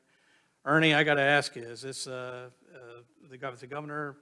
We haven't an announcement from the governor yet, do we? Okay, we'll know, the final will be tomorrow. Provided these funding opportunities are made available, the USGA will commit to employing 50 full-time staff members in the village and to establishing a combined visitor center museum, offices for the USGA's foundation and green section, and a technologically advanced test center, the only one of its kind in America to test golf balls and golf clubs according to the rules that govern the game of golf. The USGA's mission to champion and advance the game goes beyond its golf championships, although they should not be understated. An independent economic impact study shows that the last U.S. Open in 2014 drove more than $500 million to the state in direct, indirect, and induced spending. Given all that the USGA intends to deliver, the total economic impact in North Carolina is estimated over the terms of this agreement to be $2 billion, inclusive of establishing their campus and bringing the championships here over the course of the next 25 years. As you know, a permanent presence has the potential to drive far more than that, as the USGA shows its commitment to be a part of this community for a long time. In expressing their desire for a permanent second headquarters in Pinehurst, they also are prepared to continue to bring major championship events to Moore County and North Carolina, reaffirming this region as the true home of American golf. Their commitment includes bringing 5 U.S. Open championships to the Pinehurst area every 5 to 7 years, beginning with the one already announced in 2024. In addition, a minimum of 2 U.S. Women's Open championships. Furthermore, the USGA's impact will also extend well beyond Pinehurst and Moore County to the entire state, with their promise to also bring a minimum of 13 additional championship events to venues throughout North Carolina within the next 25 years. Through their green section that is dedicated to turf grass agronomy and management, the USGA will also commit to advancing innovation and research that has led to more sustainable turf grasses used on nearly every sports field worldwide. As the mayor stated, they've assured that members of that team will be based in North Carolina as they continue research with leading colleges and universities, including NC State, NC A&T, and Sandhills Community College, which will provide future job opportunities and training. Through its USGA Foundation, the association supports the growth of the game by funding programs for juniors, women, and golfers with disabilities. Several organizations in North Carolina, including the First Tee of the Sandhills, have benefited from annual grants in our community, and we can only expect this investment for our youth to continue. Their desire to construct a permanent home in Pinehurst comes with a commitment to honor the traditions and respect for the game found here, and to preserve the historic nature of this community. Their desire to bring artifacts from their museum, the deepest collection of golf artifacts in the world, and share with those in the community and those who visit, underscores that fact. Through their actions and investments to the game, they have clearly shown they don't take these momentous decisions lightly, and they deliver on their commitments to give back to communities. To have the USGA in Moore County puts our community in an enviable position as we look toward the future. As the county's economic developer, I would be remiss if I didn't also mention that the USGA has provided a written commitment to work with Partners in Progress to facilitate the recruitment of additional golf-related companies, including headquarters, R&D, manufacturers, and associations, to Moore County and the surrounding region. With the USGA's engagement, we're confident we can build a successful recruiting strategy that will attract these companies and the new jobs and investment they will create to our communities and the region. In fact, an independent economic predictor model suggests that if just one company in each of those categories, headquarters, manufacturing, and association, were to locate here or in the region, the potential exists for over 460 new direct, indirect, and induced jobs to be created as a result. This is a great opportunity for the village with a partner that truly understands our community of golfers and citizens who love the game. There cannot be a better suited project for our area. There is no better time to look to the future than now, as both you and the USGA celebrate your 125th anniversaries. This community of golfers, the county, and the state stand ready to support it. We hope now that this arrangement will remain, through this arrangement, we remain the home of golf for the next 125 years. I recommend your approval and deeply appreciate the opportunity on behalf of Moore County Partners in Progress to speak this afternoon. And I know it's been a long road with a lot of ups and downs. And as Ernie has said, Ernie Pearson over here is from Nexen Pruitt. He's been the site selector. This is one of the most complex things he said he's ever been involved in. And I thank you very much for all you've done, your time, and your commitment to this project. Thank you. Thank you, Pat. Craig, I'd like to call on you, and as I do that, if you and or Chris have comments, that would be great. And after that time, I'll try to introduce the other persons who have come with you tonight to make sure everybody's introduced and residents will know who is in the room with us. We'll take questions from the council as we go along as well. But proceed now and give us some information you'd like us to have. Thank you. Thank you, Mayor Strickland. As I said, Craig Annis from the USGA. We're thrilled to have the opportunity to partner with Moore County, the Village of Pinehurst, Pinehurst Resort, a number of other host clubs that we partner with throughout the state of North Carolina, and of course the state, to further our mission to champion and advance the game. We see this project as something that will help us accelerate that in a really significant way, given the sheer number of golf fans as well as avid and core golfers who visit Pinehurst each year. And we're better to begin a new chapter of American golf and the USGA than from right here in the beautiful state of North Carolina and the home of American golf. Pinehurst has always held a special appeal and place in the hearts of the USGA and golfers around the world. And this project offers a unique opportunity to create a perfect marriage from a relationship that has been built over the last century, a century in the making. And that history is really important to us. On behalf of the USGA, we want to thank the Village for considering the financial support that Pat has outlined today, as well as Jeff, for this exciting project. We hope that you are excited as we are about the potential that this could bring the community, the county, and the state. And I'd like to thank the staff as well. This project was fairly complex. Lots of things that were brought up along the way, questions that were asked from all of you that we really appreciate.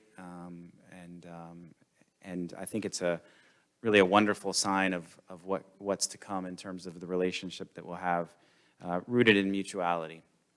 So thank you for your consideration and all the work and effort that you've put into this project up to this point. And we're obviously here to answer any questions that you might have, and want to thank you in advance for your consideration. Thank you, Craig. Chris, did you have any comments at this time? We may have questions later, but if you have any comments, did you want to make them? The only thing I will add, Mr. Mayor and council members, something that when we had the opportunity to meet with you behind closed doors, I said to you, and I'd like the people here for the public hearing to hear it, that we are here to be good neighbors. We want to be your friends, literally, one-on-one and figuratively. And I know I speak on behalf of all of the USGA employees who look forward to coming down here, many of whom will settle and bring their families down here, that we couldn't be more excited. And we've appreciated your support, and we're here to answer any questions that you might have going forward tonight. Thank you. Thank you very much, Chris. As I said, I'd like to introduce the other persons who've come with this delegation tonight, perhaps to speak as we go along, but to be available for public comment as necessary. I'm just going to start at the end of the table, and I can tell everybody pretty much through the masks. Tom Beto, I think that is right there. Tom, I think you're here principally with the CVB, and it could be many hats for yourself, but thank you for being a part of this tonight. Ernie Pearson, partner of Nexon Pruitt, the advisor to the resort and the USGA during this process. Tom Pashley, president of Pinehurst Resort. I believe that's David Warnoff behind the mask over there. Behind him, Lou Gregory, county commissioner. Have I missed somebody? Amy Bowles back there. Amy, we're both short. Thank you very much. Kelly Miller? I knew you were here somewhere. There you go. Lou Gregory from the county commissioners. Mr. Kelly from Pine Needles, of course. Thank you very much for being here and being a part of this supportive activity. We really appreciate that very much. Tom McGinnis, our state senator, and I think that is it, but correct me if I missed somebody. Sorry. And Jamie Ledford's behind a pole back there. Oh, there he is, yeah. Jamie Ledford, the president of Golf Pride. Thanks so very much. All right, Kelly Miller, thank you again. I didn't get it straight there when you get your mask down. All right, at this point, I think we'll open up for questions from the council of the gentlemen that are presenting tonight. Are there any questions or comments that the council members may wish to make to the public on behalf of this contract that we've been engaged in discussing for some time? Judy, would you wish to make any opening comments on that tonight? I want Kevin to start off because he has such enthusiasm. Please do. What took you so long? You should have been here 100 years ago. Fair enough. Okay? Welcome. That's going to be it? That's going to be it. I thought you were going to do your golf club. What? The golf club, your Now, fascination. give your with golf it. club analogy in Yeah, golf, which you did the other day. Well, I'm just, this is, as a kid that grew up here, they're going to get me to tear up again. I'm trying not to. But as a kid that grew up here and told people I lived at the home of golf, I'm real excited to hear that every new golf club that someone tries will have a route through Pinehurst. And I'm really excited about the education aspects too. I'm not underestimating, I mean, you're literally, we have economic development dollars, and we always talk about green industries. There's no greener industry than the USGA. They literally have a green section.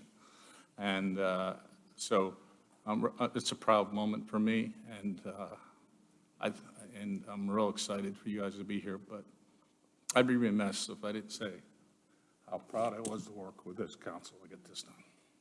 We did a good job together, and it was tough. You know, I wanted the public to know that we did our fiduciary responsibility representing the public. It's tough when you're in private meetings, but you should be really proud of this council. We looked after our fiduciary responsibility to the public, and we feel that we're very happy with our partners. Obviously, we have so many people to thank. The list is so long. The partners being in this great state of North Carolina, our partners all sitting back there, and I think that should I call the governor right now? He's busy. Have me Hopefully be call here the governor tomorrow. right now. And that's all. I don't want to speak anymore. I've taken my time, and I just welcome you. Thank you, Kevin. Judy? Well, the first council meeting that Kevin and I attended as newly elected council members, we had to review this project for a company called Golf Pride. Yeah. And I thought then, as I thought about the business mosaic of Pinehurst, that there should be more golf industry here at this wonderful place, and that having Golf Pride come along was really a step in the right direction. And now having the USGA come here, you know, just really magnifies the opportunity, I think, that sits before us. And thank you so much for your confidence in coming here. And all of us are just very proud and happy to have contributed to helping your dream come true, to be here and be part of us. And we thank you for that presence that you'll bring to our community. Thank you. Jane Hogeman, any comments about our background or questions of our USGA colleagues tonight? Thank you. I'd just like to say that council is also mindful that Pinehurst was probably attractive for a reason, and that's its character. And we are well aware of how important it is to protect, preserve, and maintain that character going forward, so that Pinehurst will remain a place where you'd like to be. Okay. Lydia? I wish James Walker Tufts could be here right now. It's like, Kevin, you talk about when he drove that stake in the ground at Village Green. I don't know if Mr. Tufts realized the vision and the passion he had, but to bring in James Frederick Law Olmsted, and then to get Donald Ross in here, you can't listen to Golf Channel on the weekends without hearing Donald Ross's name at least 6 times. But the vision and the passion he had to make this the home of American golf, and this is a little, if anybody hasn't seen this DVD, this will make you cry. You will watch this, and you are so proud of the golf history of this place. And I think you guys told us the very first time you met with us, there's no better fit than the USGA and Pinehurst. And to Kevin's point, we really have worked hard on this. We, for those of you out there, Jeff, you're laughing. We haven't been pushovers, and we see this as an amazing opportunity, and I'm so thrilled to be a part of all of this. So thank you. All right. As we said earlier, and just to emphasize it before we turn to comments and questions from the public, this has been a multifaceted equation of many different parts across the state and with the USGA and all aspects. And so I think it's particularly significant here, as we talked a bit earlier, that Pinehurst and the USGA and Pinehurst Resort now become the hub of this action that will start to take place. And we're very proud about that. We're proud of the partners we have, and we're proud very much of the way I think we've represented this to our citizens. Now, I have a piece of paper in front of me that has a list of speakers who have signed up earlier to comment and ask questions tonight. And at the moment, there's only one name on that. I have the feeling that there are going to be others. Here they are right there. Thank you very much. And I'm happy to entertain any names from the public who would like to speak, whether you've signed up or not. But the first name on the list, John Hoffman. John, do you wish to speak? And if so, you can use the podium and the microphone just behind Mr. Annis there at the front table.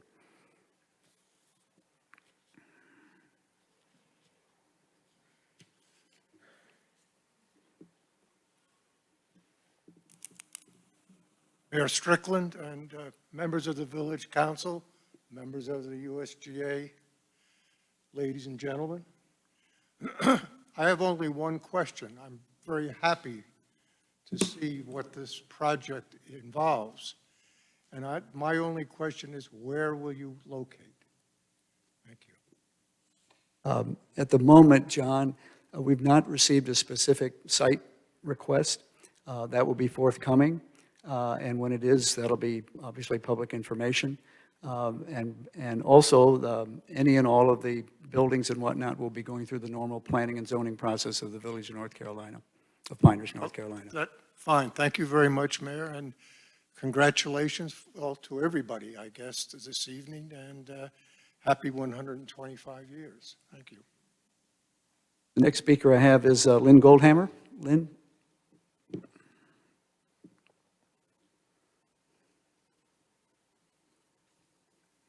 Hear me? If you step a little closer, Lynn, you know how to do that. Go right ahead. Thank you. Better?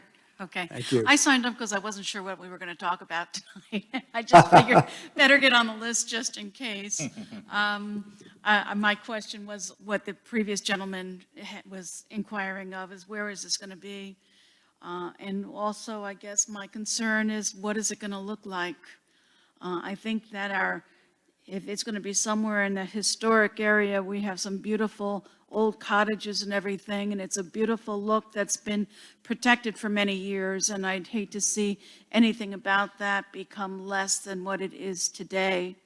So I hope that that will be taken into consideration, because there's certainly ways that new construction can look like old construction, and in the end, be of greater value to the community and to the property owners than if shortcuts are taken and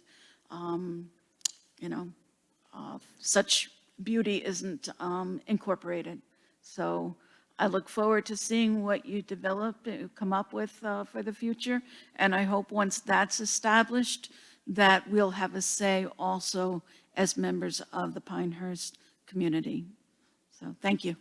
Lynn, that's a really good point, and I think Chris might want to speak about that. Chris or Greg, whomever. Sure. Couple of things. One is when you heard from some of the council members about how they fulfilled their fiduciary duty, I can assure you that that was the case, as being on the other side of some of those always cordial, always professional, always polite conversations, but certainly put us through our paces quite appropriately. We share your vision for the village of Pinehurst. While we have not entered into a contract which would have been premature with an architect or anything like that, we have been working with a building consultant, and it is our intention to put something that will go through, as the mayor said, all of the zoning process, it will go through. But our vision is to build something that is consistent with and with the character of Pinehurst as it is now, and not to change that in any way, to fit in with the character and the vision that this village has had for really even more than 125 years. I have had a chance to read a little bit about the history, and we very much want to be a part of that, and not to stand out in any way that would be offensive or inappropriate to anyone in this. So what you have said is the same thing that has been not just said to us, but that we have said back to other people. Thank you, Chris. Craig, anything on that? I guess I would just add by saying, in our 125-year history, I don't think anyone has ever called us flashy.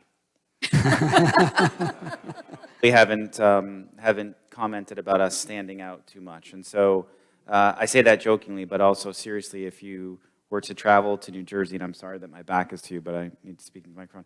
If you traveled to New Jersey and saw our Liberty Corner campus, you would very much see that it fits in with the architecture of the community, and has been applauded by the community and all those that visit it for the look, the feel, and the connection to the community that it has. And our intent would be to have that same connection, same look, same feel, and to be part of the culture, not something that stands in contrast to it. Thank you, Craig. The next speaker who signed up is Mary Stewart Regensburg.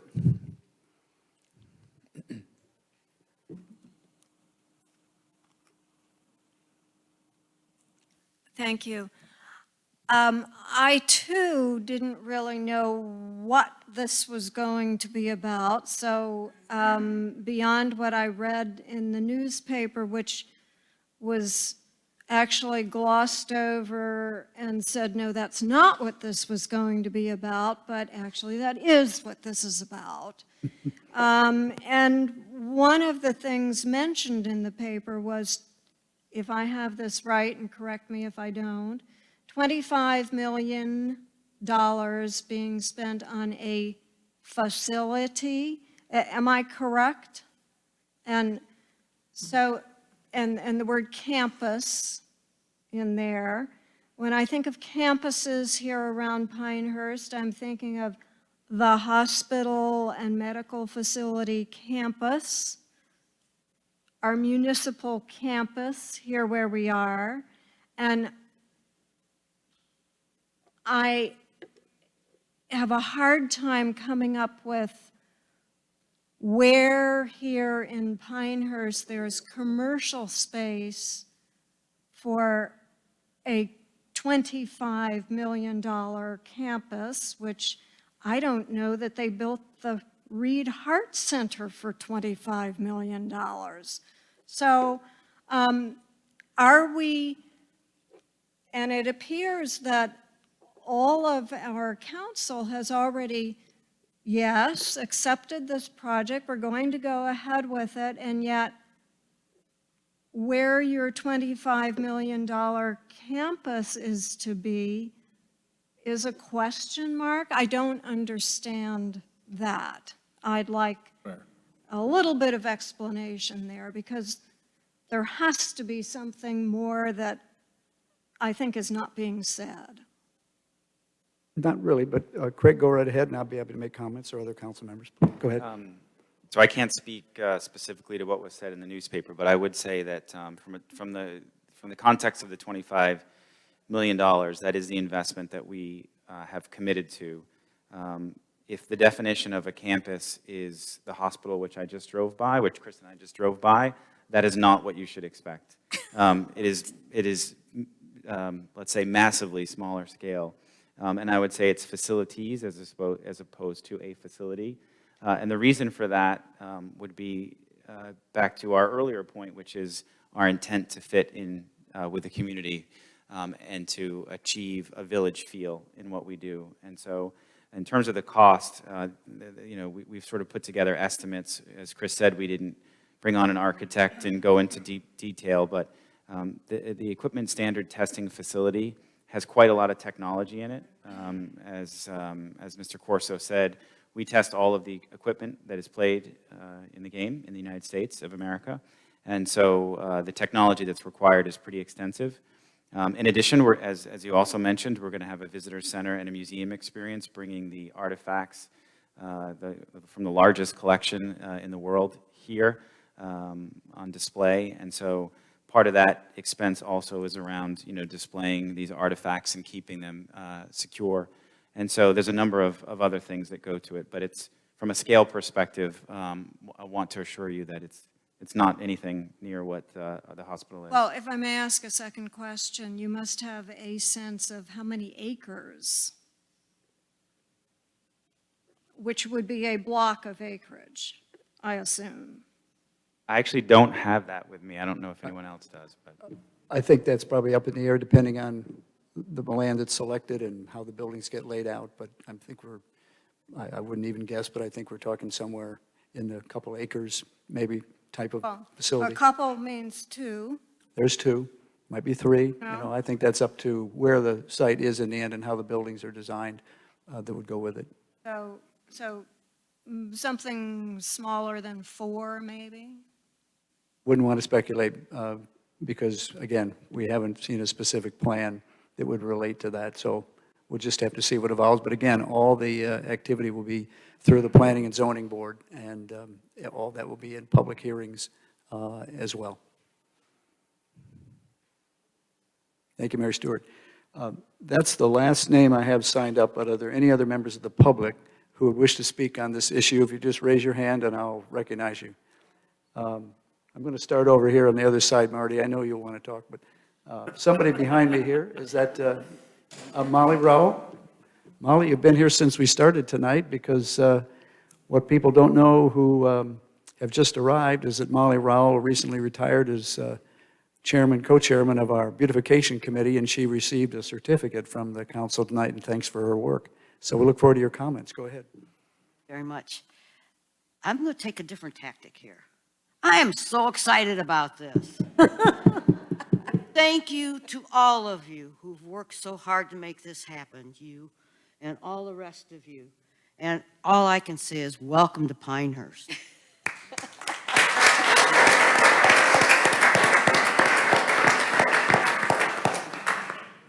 Are there other speakers? Raise your hand, please. Marty McKenzie?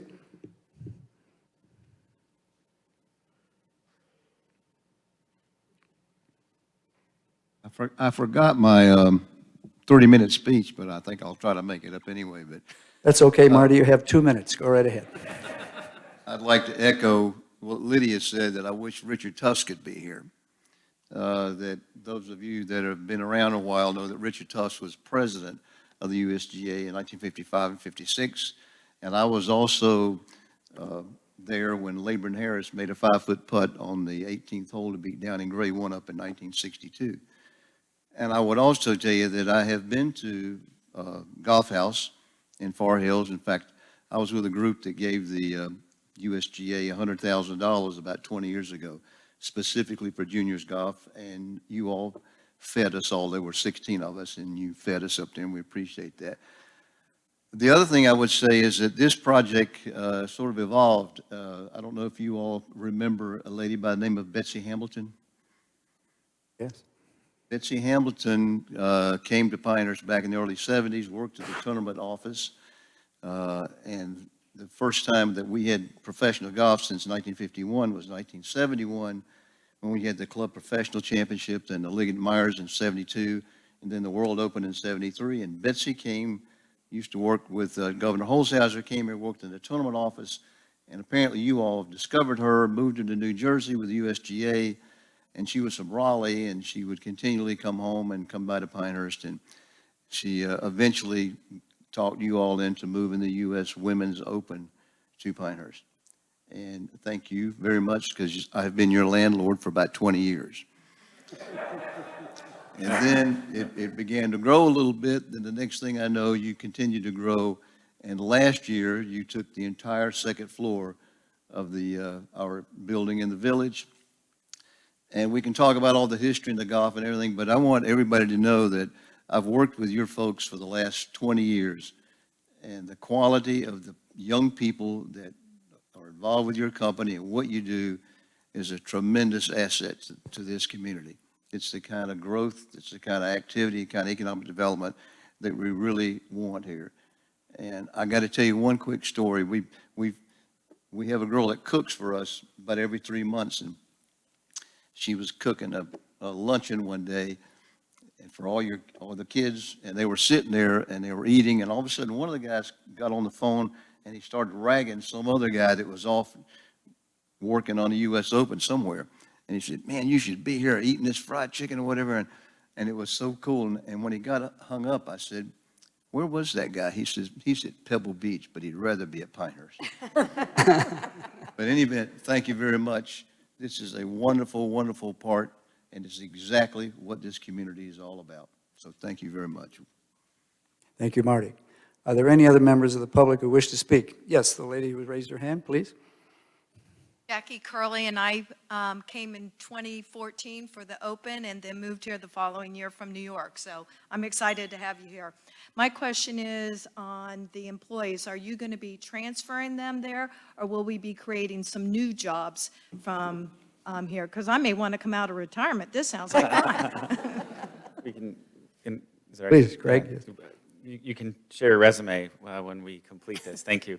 It'll be a mix. So we have 15 members of our team that are based here now, and they'll continue to be based here. That leaves about 35. There'll be a significant number that will be relocated, and we anticipate that there also will be jobs that would be technically created as a result, and would be looking to attract folks here in North Carolina. Are there any other members of the public wish to speak? Yes, sir, please. Molly beat Richard Vincent. I live just a stone's throw from here in the village. Restored an old house a couple of years ago, and Molly beat me to it. But I've been a kid in a candy store in my house for the last week or two. Had heard a couple of rumors about this, and have done my civic duty of keeping it hush hush. But just so incredibly excited. This is such a big deal to this town. My family, I got a young two-year-old at home. This is what we need. This is what the town needs. What the community needs. The state. Pat, mayor, council folk, everyone who's put in the work. This is awesome. I'm incredibly excited. So thank you. Thank you, sir. Leo? I think Leo Santowasso wishes to speak. Mr. Santowasso is currently the chairman of our Planning and Zoning Board. Yeah, too bad I won't be around when this comes before the Planning and Zoning Board. I do my best to improve it. As a native New Jerseyite, born and raised not too far from Far Hills, Liberty Corner, I guess the new facility might be called Golf House South, perhaps, but I would welcome you folks with open arms. It's an amazing facility, and I know what it's going to be as far as what it's going to mean to North Carolina, Moore County, and more specifically, Pinehurst. If there were to be some media that could be distributed locally that shows what Golf House looks like up there in Liberty Corner with the Georgian Mansion and the other facilities and the land and the beautiful site that has been created, it's a knockout. Thank you. Appreciate all the hard work that everybody's put into this thing, and I know it's going to happen. Thank you. Thank you very much. Greg, did you wish to comment on that? Oh, just that Golf House South was under consideration, but we'd like to consider moving forward with, instead of Project Woodpecker, Golf House Pinehurst. Okay, good. One other speaker I see in the back, Mr. Pacifico.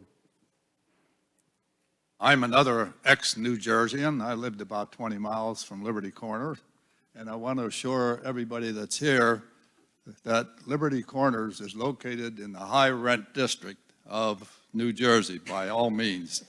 And so I don't think we have to be afraid of USGA coming down on their standards to meet our standards here in Pinehurst. Reading in the papers, I've seen that there is a sports museum, or is it a golf museum is to be built. And if it's a golf museum, I think it may have some real impact on one of the other projects that we are looking at in the future as far as the museum goes. And the council may want to take that into effect later on. Thank you for your time. Thank you, Frank. Craig? I didn't realize we were going to have so many people from New Jersey here. It's wonderful. Wonderful to see. Too. Exactly. So just to clarify, yes, we will be creating a golf museum experience for all the people that come to the Pinehurst area and to North Carolina who are golf fans and avid golfers. We have the largest collection of golf history and memorabilia in the world in our Liberty Corner Museum. Also have the most extensive library chronicling the history of golf. And so our intent is to keep that facility there, but to create an annex of sorts to ensure that we can share some of that history in a really intentional way with all those that come through Pinehurst. So that will be part of what we plan to construct. Thank you, Craig. Are there any other speakers from the public? I want to make a comment I on was the gonna lady do- that left. Go ahead. We weren't thinking of, and for the public that's still here, we weren't thinking acreage on the project, we were thinking congruency. Congruency was much more important to us than how many acres. And Beth, I'd like some help to reach out. She left, I wasn't able to make that comment while she's here, so I could make that comment to her directly. That our focus wasn't the number of acres, it was I think on that a was- project that's congruent. And I just thought it was important for the public to hear that, that's here remaining. That's Mary Stewart Regensburg, I think. Mary Stewart. All right. I see no other comments from the public. Are there any further questions from members of the Village Council? The village manager has outlined the terms of the contract that's proposed between the Village of Pinehurst and the United States Golf Association. If there are no other questions from the council, I have a motion to close the hearing and move back to the regular meeting. I move to adjourn the public hearing and re-enter the regular meeting. Motion by Judy Davis, second by Kevin Drum. All in favor, say aye. Aye. Any opposed? There are none. We're now back in the regular meeting. Is there any further discussion from the Village Council with respect to this hearing number 1? I see none. Is there a motion to approve the contract between the Village of Pinehurst and the United States Golf Association? I move to authorize the mayor to execute the proposed economic incentive agreement with the United States Golf Association, which will increase the taxable property and increase employment opportunities in the Village of Pinehurst. Second that motion. Motion by Judy Davis. I have a second by Kevin Drum. All in favor, say aye. Aye. Aye. Any opposed? No opposed. The motion is passed unanimously. Congratulations to all of us here. Thank you very much.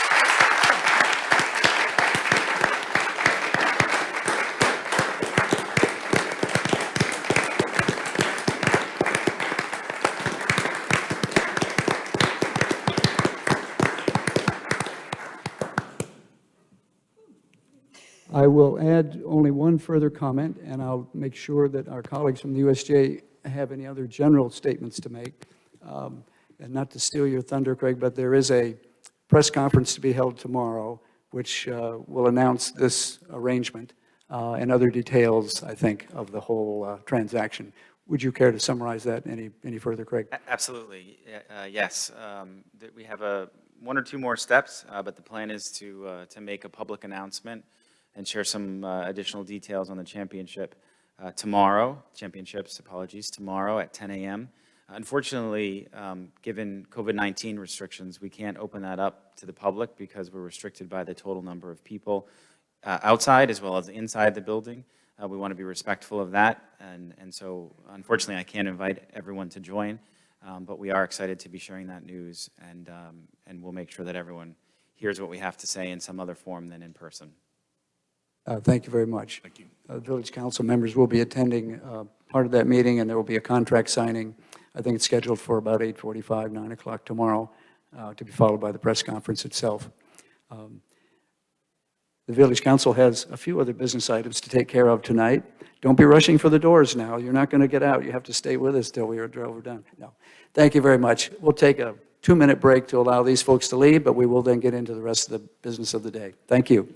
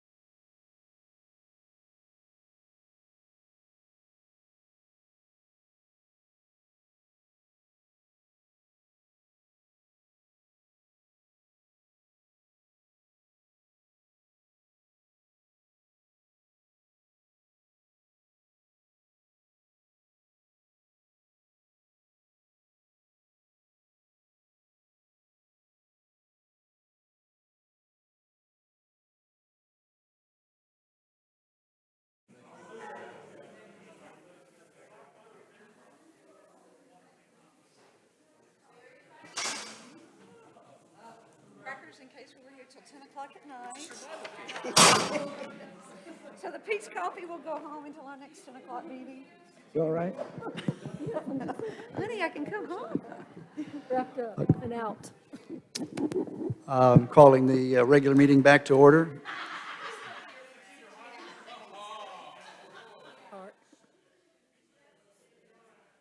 You all don't have to leave. You're very welcome to stay.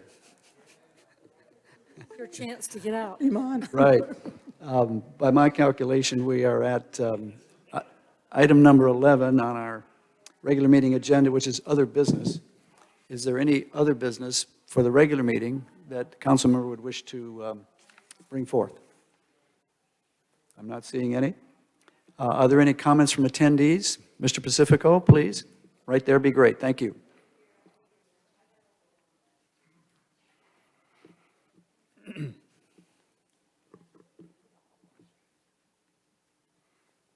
My question tonight is regarding the traffic on McKenzie Road East from Graham Road to Route 211 between the hours of 6:45 and 7:30 a.m. and 2 to 3 p.m. Needless to say, that's the hours that the school is open. One afternoon, I was working in my front yard about 2:15, and I noticed that the traffic speed was unusually high. So I watched for a while, and I see that there were speeds ranging from 1 as low as 23 miles an hour, and several of them over 40 miles an hour, with the highest being 43 miles per hour. The speed at this site is 25 miles per hour. And I think anything over 15 miles per hour should have your license revoked. This happened to be the second day of school. I believe 30 miles, I can see where they can drive 30 miles an hour, since driving at 25 miles an hour is not good for your car nor the environment. But speed limits over 40 miles per hour is uncalled for. The distance I'm talking about is only 2/10 of a mile. And maybe I should speak in terms of Pinehurst lingo, a driver and a chip shot for the younger folks, and much longer for me, of course. I would like that a message be sent to the Pinehurst Elementary School, where the traffic is only probably about 1/3 of what it would normally be if the school was in full effect. So if they're speeding now, can you imagine what 300 cars are like going down there? I guess what I'm asking, if a notice could be sent to the school telling them to have the kids take a message home to their parents notifying them that we can't have that kind of speed on that road. In fact, I would ask that the village, if they would put up one of their speed control signs. There is one on McKenzie Road East now, but it's above the stop sign. It's before you get to Graham Road, and it hasn't been functioning for the last 3 or 4 days. It's just blank. And then I would ask if they would take that sign or another sign and put it near my home so I can observe what the speed limits are in effect, if it's getting any worse or getting any better. The large speed sign that they had didn't have any effect. That's how I came up with the speed limits of 23 to 43, because there was one just 2 houses down the road from me at the time that I observed these speeds. Thank you for your time, guys. Frank, thank you. Jeff, do you wish to, you've made a note on that, and this must be one of the new lighted speed signs that's been on McKenzie. We've rotated them around the village, different places. I don't know that we'll have one there all the time, but no, Jeff will work on it. It's been there for a week or two, but I noticed over the weekend it's dead when I very seldom go up that way because it's dangerous to get out on Route 5, especially if you want to make a left-hand turn in the morning. I mean, it just can't do it.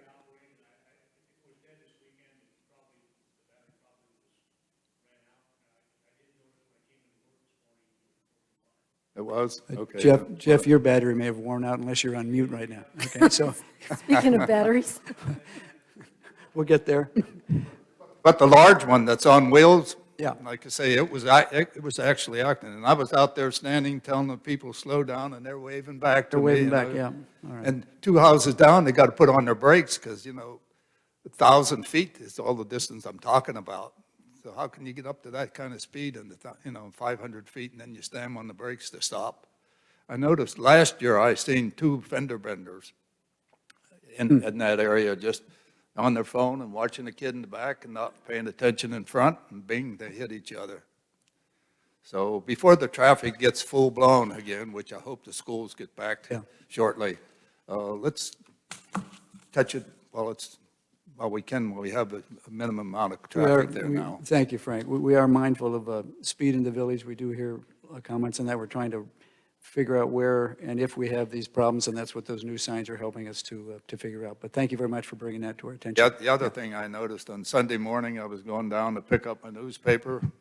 I'm going to say 7:30, 8 o'clock, and the Corvette Club decided to come through town. And you talk about speed. Ooh. Again, 2 houses down from me, they're slamming on the brakes to stop. And they're roaring to make, but what can you do? We'll have a nuisance ordinance for that, as you heard earlier. Go ahead. Thank you very much. Oh, see, without my hearing aids, the nuisance ordinance wouldn't bother me because I wouldn't hear the noise. But I might disturb the neighbor, though, because I can't hear that well. Thank you very much, Frank. thank you, Frank. Any other comments from the public? Lynn, comment?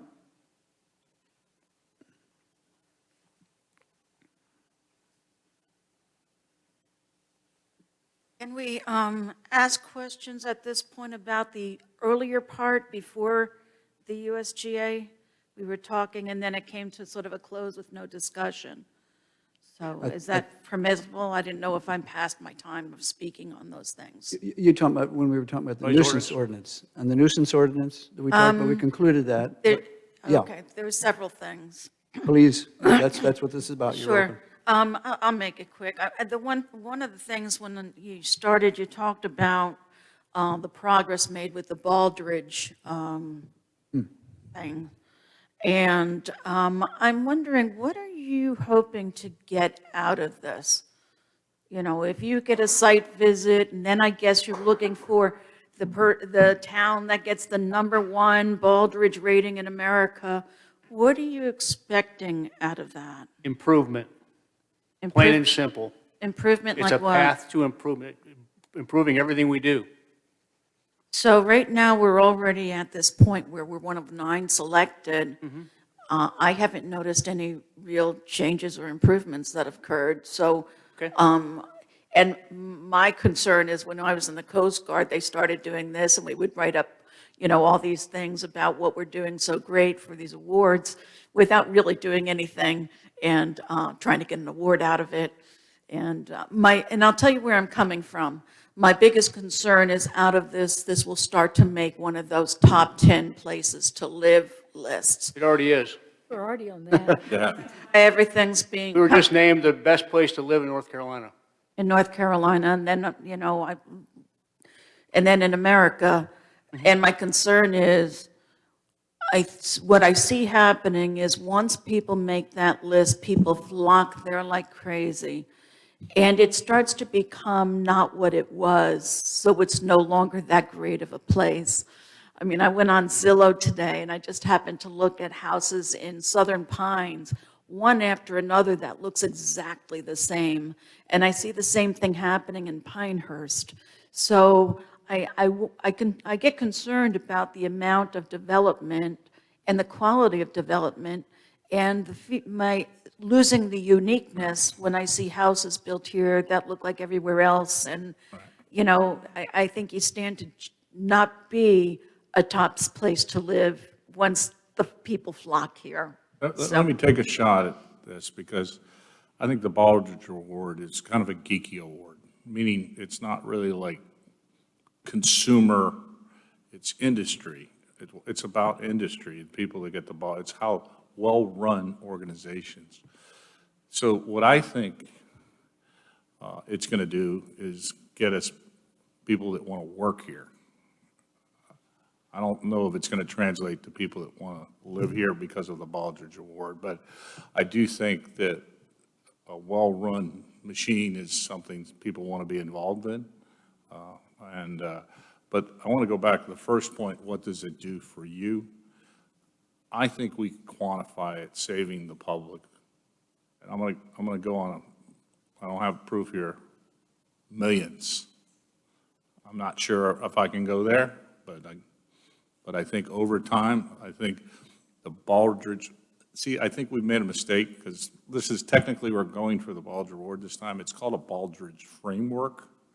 And what it is it's organizations that don't just look at the bottom line, that learn and grow and improve. And I think the Baldrige Framework has saved the public a bunch of money and directly improved the lives of the public. And I think that's been a miscommunication, and I think it's understandable that people have that. But I want you to know that, and I know that the dollar amount, I think I'm close over time. How long have we been participating? It's 2012. Okay, so I'm 8 years. I think it saved us $120,000 a year, maybe. And it doesn't save you like it goes in your pocket. It's able to be reallocated because of efficiency gains. So, yeah, maybe saving is the wrong word, but I just thought, it's a framework that directly helps the public. And two, I think a well-run organization is one that people want to work in, and we'll get really good quality people and get to keep the people we have that are really high quality. So that's just, I thought, a comment. I think that's great comments, Kevin. Yeah. I think that it is about efficiency. You were talking about efficiency, but it's also about effectiveness and ways that we can improve in the efficiency and effectiveness with regard to how we provide the services to our community that result in achievement of our mission, which is quality of life. And you made the comment about, I don't know that we've necessarily seen improvement. Well, I can tell you that we habitually measure everything, and we have very carefully documented year-over-year improvement and growth since we started this journey approximately 8 years ago. And I'll call attention to our most recent resident satisfaction survey that we did this summer, where we set 12 national high benchmarks. In other words, we had the highest result from any community that our surveying company does business with across the United States in 12 different categories. The previous best we had ever achieved was 7. 3 and 4 was more typical of our past performance. So we clearly are improving, we clearly are growing, and I guess to the regard that maybe there's some there's some hesitancy to want to go down this road because it gets too good and people might want to come here. That's a wonderful problem to have. Again, it's all about quality of life. And what we're doing and building and achieving is an ever-increasing quality of life for our community. If that causes folks to want to come here, that's a good problem to have. It's all about managing growth and doing it the right way, and it's nice to be able to be selective. How much growth do we want? Like, are you liking it better living here with as many people as are flocking here and the Yes. extra traffic on the roads? No and answer. The Glenn, backups? I think that when Jeff used the word growth just now, what he meant was maturing. I don't what? think he meant Right. adding to the population. He meant Personal growth. To be maturity of the organization. No, what does that mean? And I didn't mean for this to go into a huge thing, but I think maybe it is something, and especially when you're telling me how much money you're saving, if this has been going on for 8 years, is this information being shared with us? Yeah, every year. All over the website. Yeah. It's all over the village website. Every year, we document our performance, and we talk about it in open council meetings about the year-over-year changes that we're seeing in all of our, for example, our resident satisfaction, our business satisfaction, our employee satisfaction, and all the myriad of things that we measure. I know I looked at one thing one time, and it was written in very Baldridge-esque kind of writing, and Yeah. that's not always the most understandable by non-Baldridge people, so I'll look closer at it and see if it's We all in agree with plain that. English. Yeah. I mean, I used to work in it, and I developed a Baldridge-based approach that was much simpler, easier, and more effective and more of a systems approach, because it was frustrating to try to use theirs. The other question that I had, Trotter Park was brought up and another building going in over there. And I just have some concern about that, because I remember a couple years ago when a small business was building something on Route 5, and the mayor at that time was telling him he had to have 30-foot shrubs to hide him from the road. And I thought, but it's a small business, don't you want him to be seen? But meanwhile, my mother lives on the other side of Trotter Park, and they built a building in the back where they took out all these trees, and it's now visible by the residents there.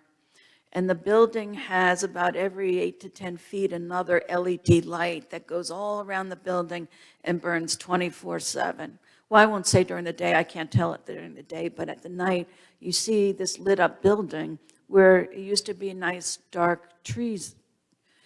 And as you go forth developing that area, it might be worth looking at who lives nearby and how is this going to impact their view.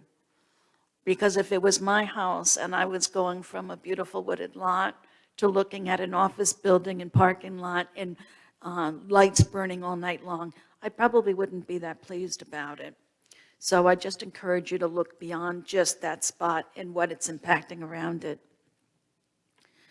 And just a thought for your noise issue on your short-term rentals. I think you have basically three different kinds of rentals, and the bigger concern is the Airbnb kind of rentals that come in for a few days. And my thought on that was, when you go there about a noise issue, whoever's coming here is coming with a stack of money and or credit cards and or check. Give the citation directly to the renter of the property, right there and then, and tell them the next time it will be doubled. And if there's a third time, it will be tripled and they'll be evicted. And let the owner know, and maybe also start a site where people can go and look. You know, Joe Blow from Asbury Park, New Jersey, created this noise or this damage to a property, and then other people who are renting out their properties can go there and say, well, whatever you do, don't take that guy in. You know, it would benefit you in the future because it would be a way to keep him out of other properties being rented here. But if you can just deal with the individual directly and notify the owner, it might be a quicker and easier redemption of your funds and change of behavior. Just my thought. Okay, and that was it. Thank you. Ben, thank you very much. Any other comments from the public? Seeing none, is there a motion to adjourn the regular meeting and go into the work session? I do have one thing that I don't need to raise in the work session. I could do it now, I think, since we were kind of in a work session. I was just going to add tonight, if we'd had our other discussion in the work session, about the NAC. Jeff and I have been talking about, and some of you and I have been talking about, kind of trying to reconstitute or re-establish the NAC for a meeting. And we were trying to figure out if we could meet this month. It's kind of, what do we have, Beth? I think it's about 60-40 now in favor. We're looking at responses from the members. Only 7 have said they would. 7, Right? looking at the latest report. Yeah, you came out this afternoon. What are we talking about? I believe 7 said no, 2 said maybe, and 7 said Yeah, yes. it's about 7 yeses and. So it's But a kinda whole bunch of leaning people, towards a no. bunch of people have not answered at all. Only Had a couple. 3 have not now. Oh, okay. So the point is, there's sort of a mixed view of members of the NAC about getting back together. About 7 or so are in favor, and another 7 or 8 are either not replied or against it. So I'm going to talk to Jeff and Beth a little bit on that. I really would like to get back meeting if we can, because I think it's a nice sounding board. We all enjoy that, and maybe it's worthwhile to do it, even if we have a sort of minority turnout for a while COVID is working its way through. We talked about doing virtual, but I don't know that that's as effective there. Judy? I mean, I'm going to have to explain. I'm going to say you should go virtual because, I mean, I was on the phone last week with my client and 21 of their customers for 4 hours. And it was a great meeting. We had breakout groups and everything. So I think you're missing the boat by not going virtual if people don't want to meet because they don't physically want to come here. I mean, Do we have an answer, Beth, on why people don't want to do it? Is that why? Or is it just lack of interest? Yeah, no, it's strictly COVID. No, then Judy's answer's like spot on. I think the majority would probably be comfortable with Zoom or something like that. I don't know. They're technical skills, but right. we can find That's out. very true. Yeah, if you've never used it before, it can be kind of scary. Yeah. Yeah. Can we offer that as an option and see what kind of response we get to that? Yeah, I mean, if that's what y'all want to do. I'm going to guess that those who accepted the idea of coming to a meeting would be all right doing virtual unless for some reason they didn't have the And you capability. That's sort could of do a another split question. meeting, you could have people here that want to be here, and you could also Zoom. Mm-hmm. I mean, or we could do a phone conference. I mean, it's not, Yeah, if you think long-term, With a large group in one place, it's hard to tell who's saying what and. Yeah.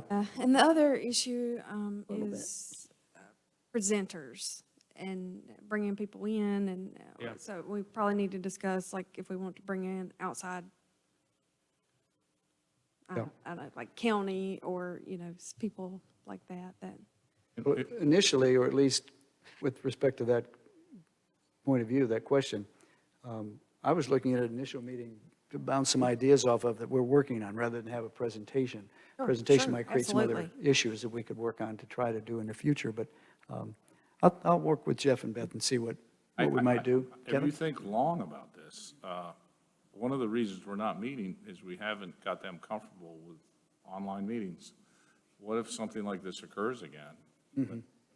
I think we should train them towards online meetings, even if we don't need them, in the future, I feel like it's just, we could have used contact with our neighborhoods through this crisis. yes, absolutely. We missed it because we were able to turn on a dime because it's our job, well, your job, thank you for that.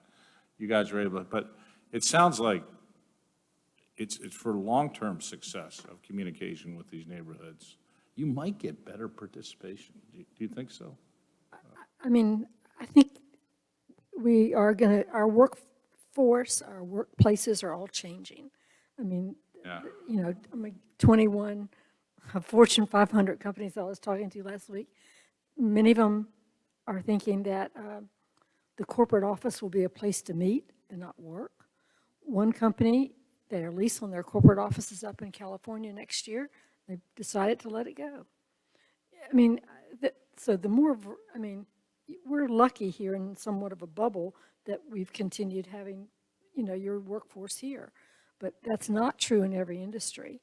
And it's not, and everybody feels differently about this virus than others. And some are, would be much more comfortable in the Zoom environment and sharing their thoughts about what's going on where they are and learning what's going on. We have neighborhoods not represented on NAC. Maybe we'll get representatives if we go to a Zoom call. Well, that's the second part of the reason to get them back together. I think we have folks who are representing each of the neighborhoods as we currently have it. There might be one vacancy, but Beth and Jeff had put together a list of other places, other neighborhoods that have not traditionally had a specific representative. It was published in the last quarterly newsletter of the village, Right. listing some of those. And so that's another thing we need to do is be finding people to fulfill those other neighborhood responsibilities, which is kind of another reason to keep working along on the NAC. So if it's, I think I see enthusiasm from the council to try to have something happen. Jeff and Beth and I can talk about what the best role and best way for that might be, and get that going as soon as we could. Any other thoughts on that? But you might be able to control the chaos that he's talking about. You don't know who's talking. I can By mute having everybody. a clear agenda on the first one. Yeah. Like just clear agenda, and then maybe a little bit looser on the second one, and then maybe more interaction on the third one. Yeah, you know what I mean? I think what I was suggesting, I think, is that if we're going to do virtual, Yeah. I think we're going to get a better result if everybody's virtual than. Mhm. I see. Yes. Yeah. Okay. Yeah, I think you're right. I like the idea for a crisis in the future. Now, we have one member of the NAC sitting here still as a member of the public. And, and Tony Elms will not be here for a meeting in September or October, I think, because of normal travel. But Tony, do you have any thoughts on this subject, please? Yes, my name is Tony Elms, and I represent Donald Ross on the Neighborhood Advisory Committee. I'm also the subcommittee chair for Community Watch on that committee. I'm also a technological troglodyte. So I personally would find a Zoom meeting a little bit more difficult and a little less rewarding. However, the NAC has been in dire need of revivification and going forward. And if that means Zoom, then let's Zoom. If that means getting together, let's get together. If that means mailing out pigeons or owls, let's do that. Because it was created originally for information flow from the village to the people, from the people to the village, and that hasn't been happening for the longest time. Right. If that means I got to give you an iPad, I have one I can give you. Yeah, well, I'm not going to do it on my cell phone, that's for sure. Some people do. Tony, thank you very much. Your comments always appreciated, for sure. Are there any other future subjects that we want to get on the board with for other meetings, work session meetings? So I really appreciated the outlook for agenda items that you gave us. I think, Yeah. it's sobering. Right, And- I appreciated it. And also, I think it's really good for us to understand the workflow. So I think that was a great addition. Thank you. We've got to, have to tweak that a little bit, Jeff, don't we? It's If the work sessions are It's already towards that. changed. Yeah, yeah. If we use the work sessions to understand, to make that workflow more successful, that would be a good use of the work sessions. Talk about the upcoming Yeah, agenda. yeah, instead of inventing new subject matter. Yeah, indeed, I think we should do that, maybe. That should be on our work session for the next meeting, September 2, talking about that agenda of topics and how we're going to work through that to the end of the year and beyond, and subjects that we may need, especially with Woodpecker now being approved, how we may need to pivot into some other areas as we experience that. Excuse me? Well, it was just the Golf House Pinehurst, yeah. I like that. I like that a For lot. that. First time we've heard that. Any other topics to put on the agenda for work sessions in the future?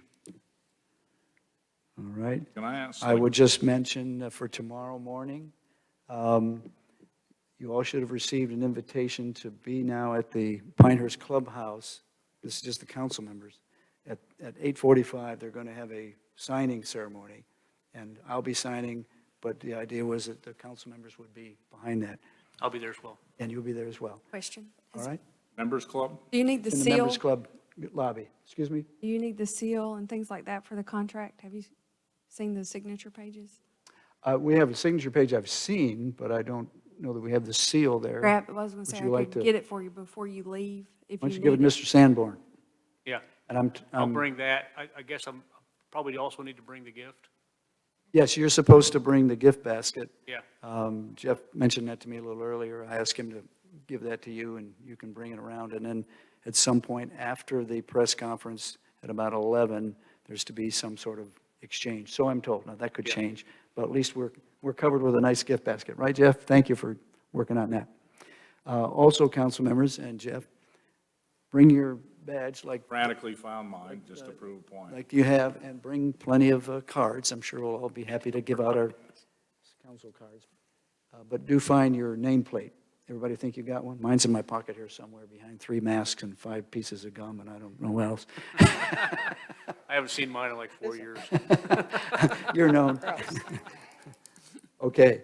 Any other items for discussion? I don't really need a motion to close the work session. I'll close the work session. We'll move to adjourn the regular We meeting. didn't read the meeting. We haven't adjourned the regular meeting. Oh, I got to go back. I always forget. I have to go back to that. I'll close the work session and re-enter the regular meeting. We're now in the regular meeting.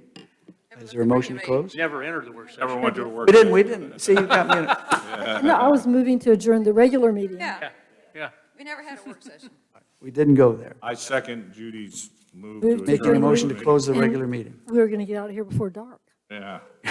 I'm not going to die. All right. Motion by Judy Davis, second by Kevin Drum to close the regular meeting. All in favor, say aye. Aye. Aye. Any opposed? None? I'm not going to get hangry tonight. Thank you. I usually I get know. angry.